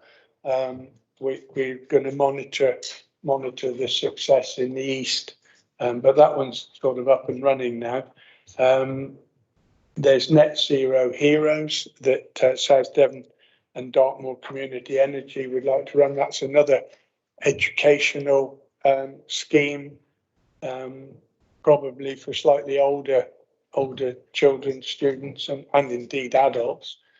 There's a cycleway between Ivybridge and Bitterford that needs a feasibility study paying for, but that is actually going to have, I think, quite an effect on the area, because it can complete a route around the south of Dartmoor, which I think will increase tourism in the area and generally make it more attractive, as well as providing a safe cycle route, which eventually will be from Plymouth through Ivybridge through to South Brent and beyond.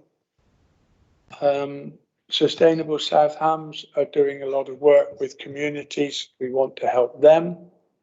And Park Life are already working with communities and indeed with our own officers, carrying out improvement work such as planting bulbs, planting trees, and general maintenance. So those are the kind of schemes that we want to help, and it's been very difficult getting money from individual councillors. So hopefully we will be addressing that. And do you want me to say any more on the schemes at the moment? No, because I think it's the principle of setting up the schemes that we're concentrating on at the moment, rather than the actual recipients. Okay. Well, if we can do this, it will make life easier to fund schemes that are across the area, the district. Thank you very much. Councillor Baldry. Unless Councillor wants to go first, I think. Look, I will say more when we get into the general discussion, but I have a question, but I found this the most confusing and difficult paper to follow. It is not set out in the way I understand. I still don't know what we're talking about now. I thought we were talking about the main paper and the recommendations on that. But the simple question, can I just ask the question? In this year's budget, individual members have been given £3,000 per member for this year for climate change and biodiversity projects. It's not clear in the paper. Is that amount of money continuing for this financial year? It is continuing, and I think Mrs. Buckle can confirm that. Mrs. Buckle, are you there to confirm that the £3,000 will continue until the end of the council? Yes, that's correct, Chairman. So that money will be there until the end of the council term. Thank you very much, Mrs. Buckle. Councillor Hopwood. Thank you, Chairman. I'm not. I think I'm even more confused now you've spoken, Councillor Holway. I think you were telling us of schemes that are in the pipeline, and I think the relevance of the paper to those schemes is what some of the money may be wanted to be spent on. But to be completely honest, I feel Councillor Baldry's pain, because I don't particularly understand this paper. I'm disappointed we haven't been briefed on it previous to this executive meeting, and I sort of would like a bit of a briefing on it now before I can even begin to understand it or vote on it, because I don't understand the paper. And well, yeah, my question is, can someone explain it to me, please? I could, but I'm going to ask Mr. Bates to explain it to you. Thank you, Chairman. And I may well ask my colleague, either Adam or Drew Powell, to explain. But I think it is we have a set of recommendations that have been brought forward from the working group via ONS. At council last week, we had a motion which was not debated. We ran out of time, which was looking to bring forward a proposition to fund directly a particular group. The intention of this report is to create a mechanism whereby we can invite groups that may be able to contribute to the delivery of our climate change and biodiversity plans in an orderly way, so that we can make an assessment of the value that they can contribute against that and consider them in the round. So rather than taking a single item and making a decision in isolation, this will provide fairness. It will mean that all of those groups that might be able to contribute can put forward their expressions of interest. We can have an orderly process for evaluating their impact and bringing back those decisions. And that's the entire purpose of the report. So apologies if it's not entirely clear. Partly that's because this has come to us from three different directions. As I said, the working group via ONS, a motion into council that wasn't debated, and this report as a means of trying to tidy that all up in a way that we think is most helpful. Thank you, Chairman. I'm happy to answer any questions, or Mr. Powell can, if we get into real detail. Thank you. Thank you very much, Mr. Bates. The £200,000 that was dedicated to the crowdfunder project was at the time half the £400,000 that was originally voted for climate change activities. The other £200,000 being reserved for the council's own activities, of which £20,000 so far has been spent on employing extra help for the heat pump installation scheme with Dave Sexton's group.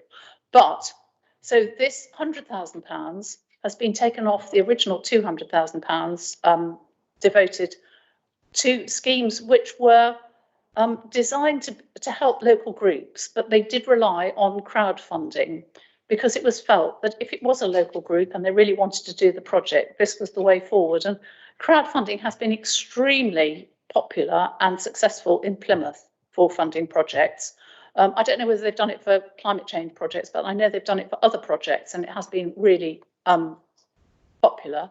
But I think it's up to the groups to organise the crowdfunding in their communities. As it happens, so far, it hasn't been that successful, and therefore not a lot of this money has been spent, which is the reason we feel that half that money could now be put forward to these larger groups who are working across the South Hams. But I still think it's important for these larger groups to actually apply to the members in whose wards they are doing specific projects for contributions from the individual member budget the individual climate change member budgets that are available. And I'm sure that that will be a consideration when they make applications to this new style fund.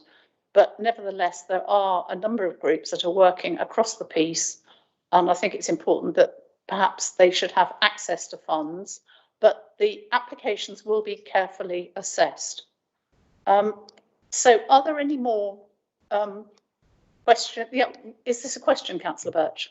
It's a clarification just to help members of the executive to guide their way through what's before them. If that would assist members. If you want. What the chief executive. Yes. Okay. Just so that members of the executive are aware of what is before them. If you turn to page 150 of your papers, you'll see that this is at the end of the over the minutes of the overdue scrutiny dated the 4th of November, and the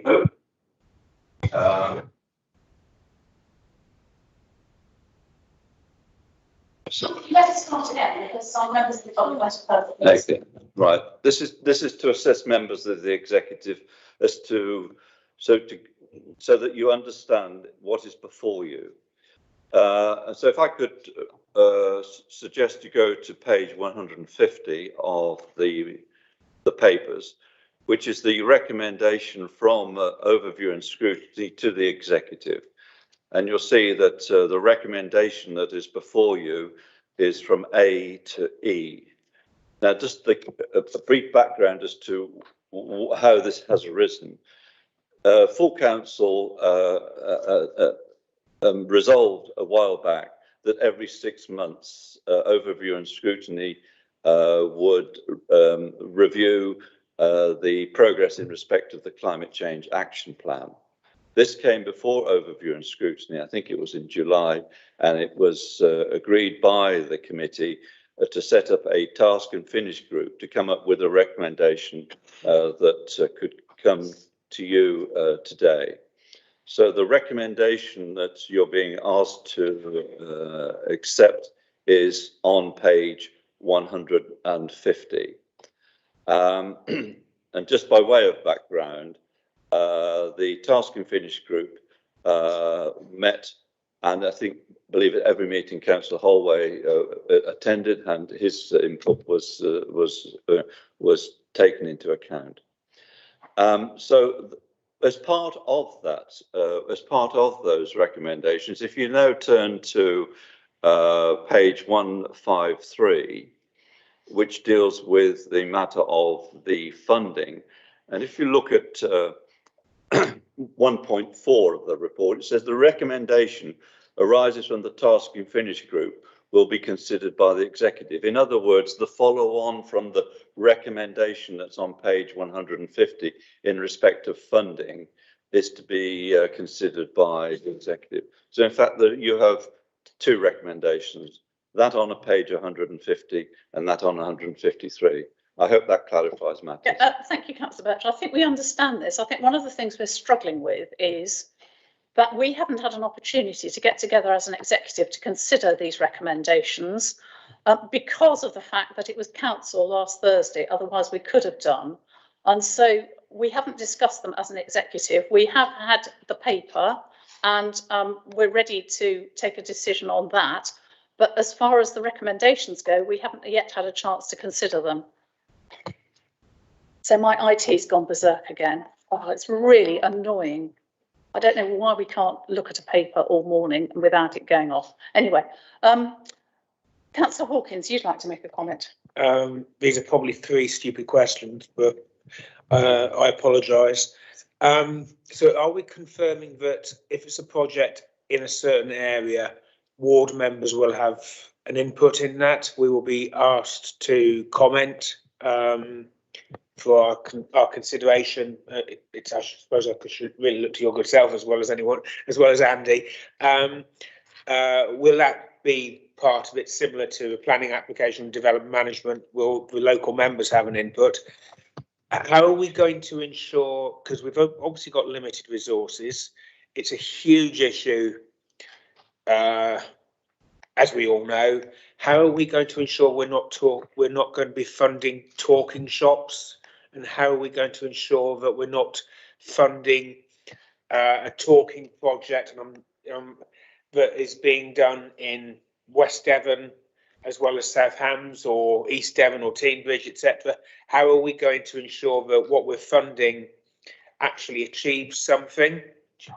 And the other thing is, how are we going to ensure that the money which we have allocated, which is a huge amount of money for South Hams District Council, but for the bigger picture it's minute, how are we going to ensure that all the projects which we're going to help and support, etc., are going to be right across the whole district and not just one specific area? Councillor Holway, I don't want to usurp your position on this one, but I think we could ask Mr. Williams or possibly Mr. Powell to answer that question. But I can see that there is a certain control because the officers will receive the applications and consider them. But Mr. Powell, do you want to come in on that? Yes, if I could, Leader. Thank you very much. I think there's a number of questions there, Councillor Hawkins. I think in terms of will local members be involved, I think there would be a discussion with a local member if the actual bid was around a particular locality. I think we'll be looking for slightly broader bids than that through this funding mechanism. And to draw the distinction between the two funding streams, the £3,000 you have as a member can be used for your local area. It can be pulled together with others to deliver a project. This is a different scheme. This is to pick up the recommendation from the Task and Finish group. In terms of what would we how will we scrutinise the applications? There's a set of criteria in the appendix, which is the same criteria that was used for the crowdfunder scheme. The difference in this one is that we are able to fund some of the time, the administrative and staffing costs of delivering a particular package, but it will be very much focused on the outcomes, not the inputs. So we'll be expecting any group to come forward and say what will they achieve through the funding we will give them, rather than what are they going to input to the process. So certainly we're not interested in funding talking shops or anything. We're interested in funding schemes and groups that will deliver against our committed ambitions and against our action plan. Hopefully that helps. That's right, Councillor Hawkins. Councillor Holway.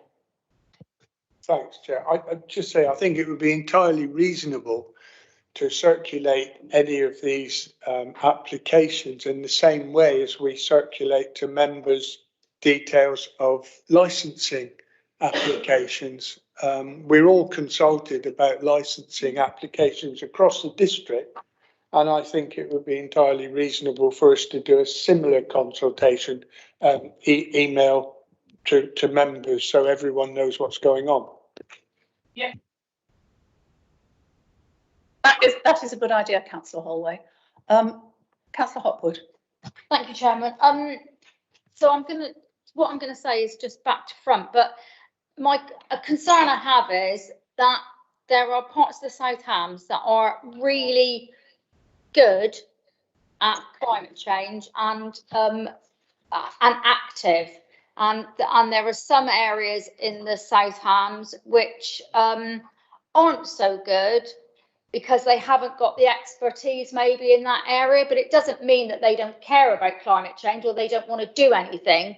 And I would like to make sure that if we fund any projects within the South Hams, A, they don't all end up being in one area or in a small area of the South Hams, and B, if we are helping a group within the South Hams to do something in the South Hams, that group looks to the whole of the South Hams, including the periphery as well, because although we have parts of the South Hams that border different authorities, they are still within the South Hams. But when you get something like this, they are often left out. These groups tend to stop at a main town before that periphery. So, for instance, Ivy Bridge, something may stop in Ivy Bridge, but actually you could go down towards Woolwell. Because they border South Hams, it's automatically thought that those areas will be looked after by Plymouth, but they are in the South Hams, and I just feel time after time these periphery areas are not thought of as part of the South Hams, but we are part of the South Hams. Thank you. Thank you, Councillor Hopwood. Any more comments on this? Councillor Baldry. Well, we haven't moved. They're going to be moved. We haven't moved the recommendations yet. Which ones? Are we moving the recommendations from the overview and scrutiny panel, or are we moving the recommendations from the main paper? We're actually talking about the main paper at the moment. I believe that Councillor O'Callaghan has a question to ask. Is that right, Councillor O'Callaghan? Yeah, it is. Yes. Oh no, I've got echo again. I don't know if someone can sort that out, or if, I don't think it's me. Oh, it seems to be okay now. Yeah, I just wanted to clarify in the light of comments on funding stuff which actually achieves something and isn't just a talking shop. Community composting schemes, especially in the light of us not collecting garden waste for the foreseeable future, seem to me to be something of a priority. I'm not clear about what we're doing. I've been asked about it locally and I was told it wasn't necessarily under the right heading. It should be something which I would have thought should be done across the district, but I'm not clear because it's not specifically mentioned. I thought I'd been told that it didn't fit the bill, but you know, composting does improve biodiversity, providing a habitat for lots of different creatures, and reduces greenhouse gas emissions at landfill, I would have thought. So how does this, which is definitely not a talking shop and is definitely taking action, and which is something I've been asked about locally, and we've been told that we can't, we've got to be careful about dealing with this sort of stuff locally because everybody has to be treated the same.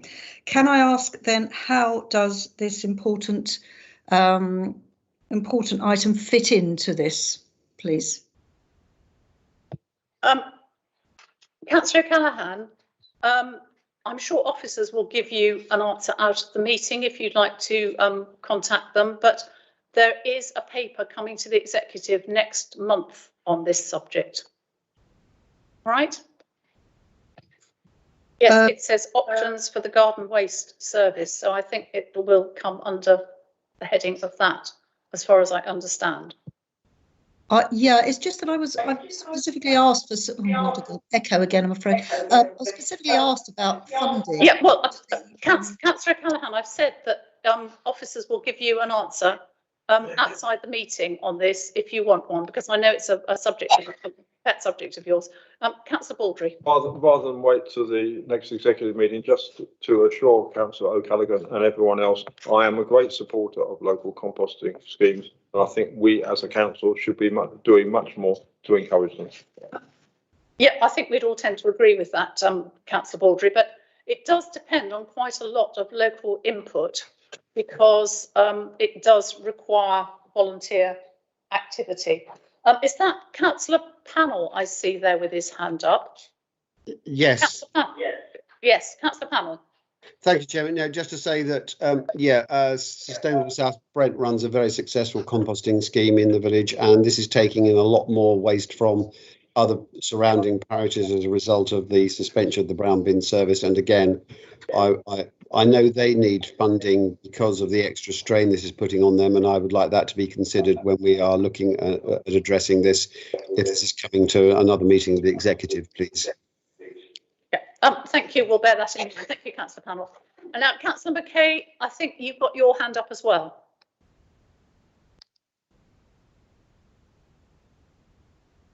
Yeah, sorry. I got confused as to because the debate seemed to be not questions. There's an awful lot of comments. So really, what I've got to say is a comment. So I'll just leave my hand up for the comment section. If that's okay. Thank you. That's fine. Right. So, Councillor Holway, would you like to move the recommendations, please? Yeah. In the paper.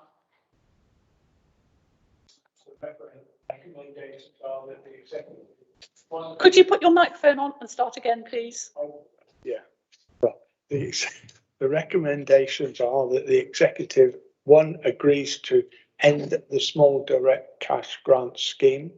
Two, sets aside £100,000 of the £200,000 dedicated to crowdfunder and the small direct cash grant scheme to fund projects targeted to accelerate the delivery of the council's adopted climate change and biodiversity action plan as set out in the report. And three, authorises the Director of Strategy and Governance in consultation with the lead executive member for climate change and biodiversity and the leader of the council to decide the outcomes of future fund applications. And I move the recommendation. Thank you. I'll second them. Right. Thank you, Councillor Holway. Now, members, do you have any comments to make? Councillor Baldry. I started off the meeting having read the papers in detail and I was confused. I'm even more confused now about what we are agreeing to and what the subjects are. Councillor Birch helped me very much with going through the overview and scrutiny panel recommendations, but really just, well, to answer Councillor Hopwood to start with, all of my parishes have at least one group dealing with climate change and biodiversity, and we are at the western end of the South Hams, and they are called various names. Some are environmental groups and so on, but they are basically dealing with climate change and biodiversity. I'm sure they will come forward with applications for the funding. I'm concerned, Leader, about the recommendation at 3, where decisions are going to be taken by Councillor Holway and yourself, and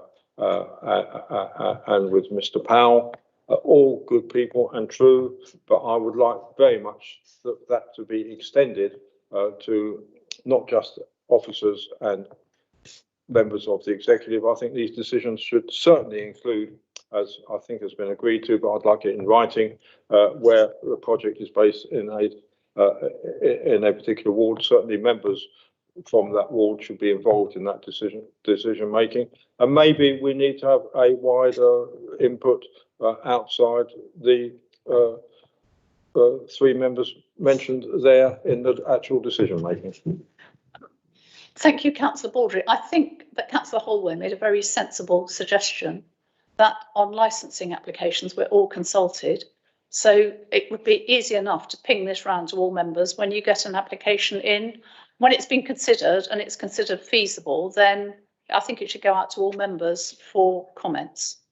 And that way, anybody who has any input, maybe it would be a good idea to name the parishes or wards concerned if there are definite ones, but if it's generally across the patch, then I think it would be for all members to comment.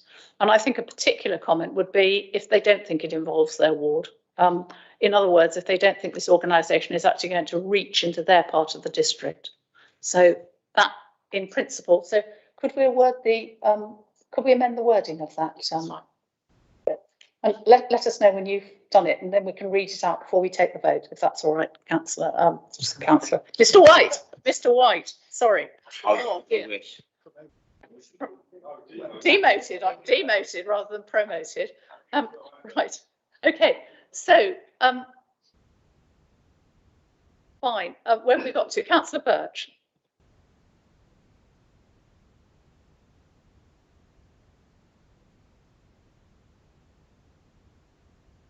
Councillor Birch, I've made it clear that we're dealing with recommendation. This paper addresses recommendation C from you, but not the rest of them.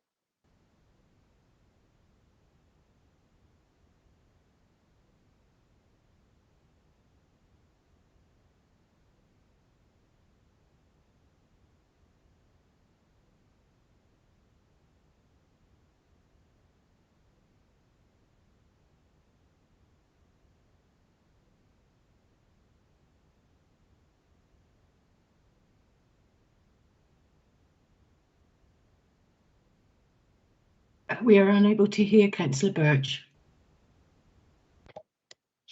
Sorry, shall I start again? Okay. If I could just then refer to the agenda at the front of the papers, item 13, where it says Overview and Scrutiny Committee Meeting, 4th of November 2021.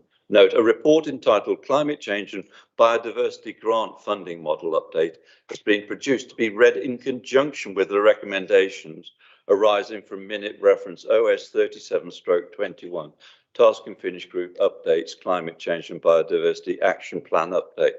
So right at the beginning of the agenda, it makes it quite clear what you as an executive should be considering. And so it goes back to the recommendation on page 150. Now, what I would ask you to bear in mind is this, is that quite clearly the papers have been with members for now over 5 working days. On top of that, the recommendation coming from the Task and Finish group was from a group that was politically balanced, there was complete agreement on the recommendations. The recommendations that came from ONS had the approval of Councillor Holway before they were put to the panel. When it was put to the panel, Councillor Holway spoke in support, and furthermore, there was overwhelming support from the Overview and Scrutiny for this recommendation going to the executive. So it's not as though it is a contentious item. It is not as though there are any political differences. And the agenda right at the beginning makes it quite clear that what you as an executive should consider is the recommendation at OS 37/21. So I'd ask, can I just finish? I'm nearly finished. Could I ask that Therefore, the recommendation that is on page 150 be considered by the executive in the light of what I've just said. Thank you. Councillor Birch, thank you. But actually, we'll run our own meeting. Mr. Fairbairn, would you like to comment? Thank you, Leader. I think what is happening here is just simply the order in which the recommendations are being taken. The recommendations on page 153 deal with one specific item of the recommendations from the Overview and Scrutiny Committee, and I don't believe it's the intention of the executive, or certainly that's my impression, that the other recommendations will not be considered. I assume that the executive is taking those recommendations first, dealing with recommendations C from the Overview and Scrutiny Committee, and then dealing with the other recommendations thereafter. Thank you, Leader. Correct. Thank you, Mr. Fairbairn. I thought I'd made that clear at the beginning, but obviously not. But thank you, Mr. Fairbairn, for confirming that. Right. So back to the paper, which deals with recommendation C from the Overview and Scrutiny Committee. I think, do we have Councillor McKay wants to make a comment, don't you? So we've moved the recommendations now. I do. Yes. Would you like to come in, Councillor McKay? Okay, thank you very much. Right, I thoroughly approve of this and think this is and welcome it. There is an issue that it is addressing, a fairly fundamental issue that where you've got an organisation, and I've been particularly involved with the Sustainable South Hams and their bid to get some funding. They were just told to go to each individual councillor and to get a little bit from everybody, and it's a very time-consuming exercise, and it wasn't very successful either. I mean, just to go around to 31 councillors with a begging bowl and to try and to sort of collate all of that is a bit of an onerous activity, and basically, you know, having a route into funding where they are clearly an organisation, and I'm just using them as an example here, but just to continue with them, that covers the whole of the South Hams. They do an awful lot of good work, and they are in touch with virtually every parish council, and they're slowly building up their numbers. They haven't been going that long, but they've been extraordinarily successful, and they need funding from that is sort of central. And I think they are ideal partners for the council to work with in perpetuity, really. But this is funding, seed funding, and this is the sort of thing we're looking for.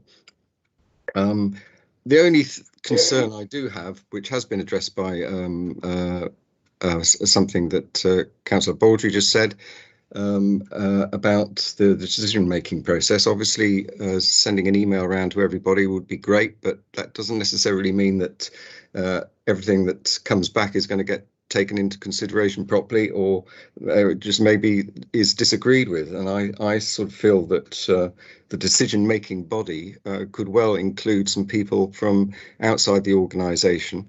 This is one of the recommendations that came from the Task and Finish group, that the council should be much more outward-looking, partnering with people, involving them in the process of getting involved with communities. So having a few outside people involved in this decision-making process, I think, would be a jolly good idea.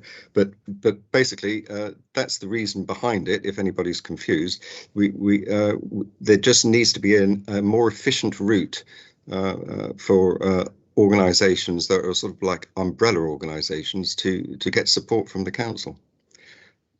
Thank you very much. Thank you, Councillor McKay. I've noted what you said, but I don't think people from outside the council will be deciding how the council's money is spent. Councillor Brazil. Yes, thank you. Just following on from what John was saying there. I mean, I too have worked with Sustainable South Hams, and I think that they are an excellent organisation and exactly the sort of thing that we as a council should be supporting. Not least because they bring a lot of expertise that we don't have within the council. I think it's telling that you mentioned that we'd put £20,000 aside for the heat pumps. You may or may not be aware that Sustainable South Hams has organised a Zoom conference about heat pumps spread around the whole of the South Hams. They're doing that kind of thing. They organised a visit to the community composting site at South Brent, open to all parishes within South Hams. They're doing lots of things that I feel are exactly the kind of thing that should be happening within our communities. And it may be that we don't have the capacity here at South Hams to facilitate it, but Sustainable South Hams are doing it, and as such, I think should be supported. And I do take on board what Jonathan says about talking shops, and I totally agree with him about that. You know, we've all got plenty of examples where pots of money have been wasted and nothing achieved at the end of it. But I think in this particular case, we are talking about a bit of a chicken and egg situation. Many of the projects that might come forward need to be seeded by this kind of consultative and other forms of spreading the word, telling people what they can do, what they can't do, speaking to experts, which is again something that Sustainable South Hams develops. And I suppose the proof of the pudding will be in the eating of it, in the sense that we've got recommendations before us here. There are issues, the governance issues have been raised. I think there's lack of timetables within it. Are we going to be supporting, and I think it's already been said that we are, the administrative and clerical positions that some of these groups need in order for them to take. But the bottom line is, if they make an application for a grant, are they going to be successful? And if they're not, then I'm in all expectation that John will be bringing his motion back to council, so that all members, not just one officer and two senior members, will have a say on whether we feel that this I think is an excellent group, should be supported. Thank you. Councillor Brazil, it's probably the right moment to inform you of the wording that we have put in for the third recommendation in this paper. Mr. White, would you like to read it out, please? Thank you, Lead. I'm suggesting, as you can see, there's points 1 to 3 in the published paper. So we'll have a new 4, which you won't see, which will say that information on all future fund applications be circulated to all members as part of the consultation process, with, if appropriate, the local town, parish and district ward listed. Thank you very much, Mr. White. I hope that goes some way to satisfy you. Councillor Brazil, you look as though you're about to lead, so are you leaving satisfied? Always satisfied. Chair. No, I've got to go to funeral. Apologies, and obviously I'm missing the next item. I think it is then, isn't it? The urgent item, but you know my views on that anyway. All right, thank you very much. Okay. Right, so I think we ought to be ready now to take a vote on this paper with the extra item 4, which unfortunately we can't show on the screen, but Mr. White has just read out. But I think that addresses what people have been asking for. So with that in mind, are we happy to agree these recommendations? That is unanimous. Thank you, Leader, for the 4 recommendations. Thank you. So we will now go back to the recommendations that have come to the executive from the Overview and Scrutiny Working Group. And Councillor Holway, I don't know if you've got anything to say on these, but I feel that because of the way the other meetings have fallen between between receiving these recommendations, our briefings, our get-togethers between ourselves and all the rest of it, we haven't had time to consider these properly, and I feel it would be a good idea to defer them until the next meeting. But I'd like to hear from you, second that, but I'd like to hear from you what you think about that. Okay, so that's what we're going to do. We'll defer these and we will come back with an answer to them at the next executive meeting. Do you want to say something, Councillor Hopkins? Only, Chairman, to say that it's not because we have any doubts about recommendations to D&E, it's because we just need to be better informed, but it's not because we're forming an opinion that we don't agree with them. And I think that needs to be made really clear. It's just that we want to be very clear on what we're looking at, and at the moment we're not. So, or I can't speak for you, but I'm certainly not. And I think that needs to be made clear. It's that it's not that we're doubting the recommendations. Yeah, I think we need to make it clear to all members that we have not yet taken a decision on these. It's just that we have not physically had the time to sit down and discuss them between ourselves and come to a conclusion on them. So that's why. Oh, and have them. Well, they are rather wordy. I have to say that I do think it could have been made clear in half the space. But so I don't know who wrote them, but and I hope I'm not criticising people out of order. But anyway, that is a view that I think we've all taken on them. Right. So that ends that item then, and we're now going to move to the item of urgent business.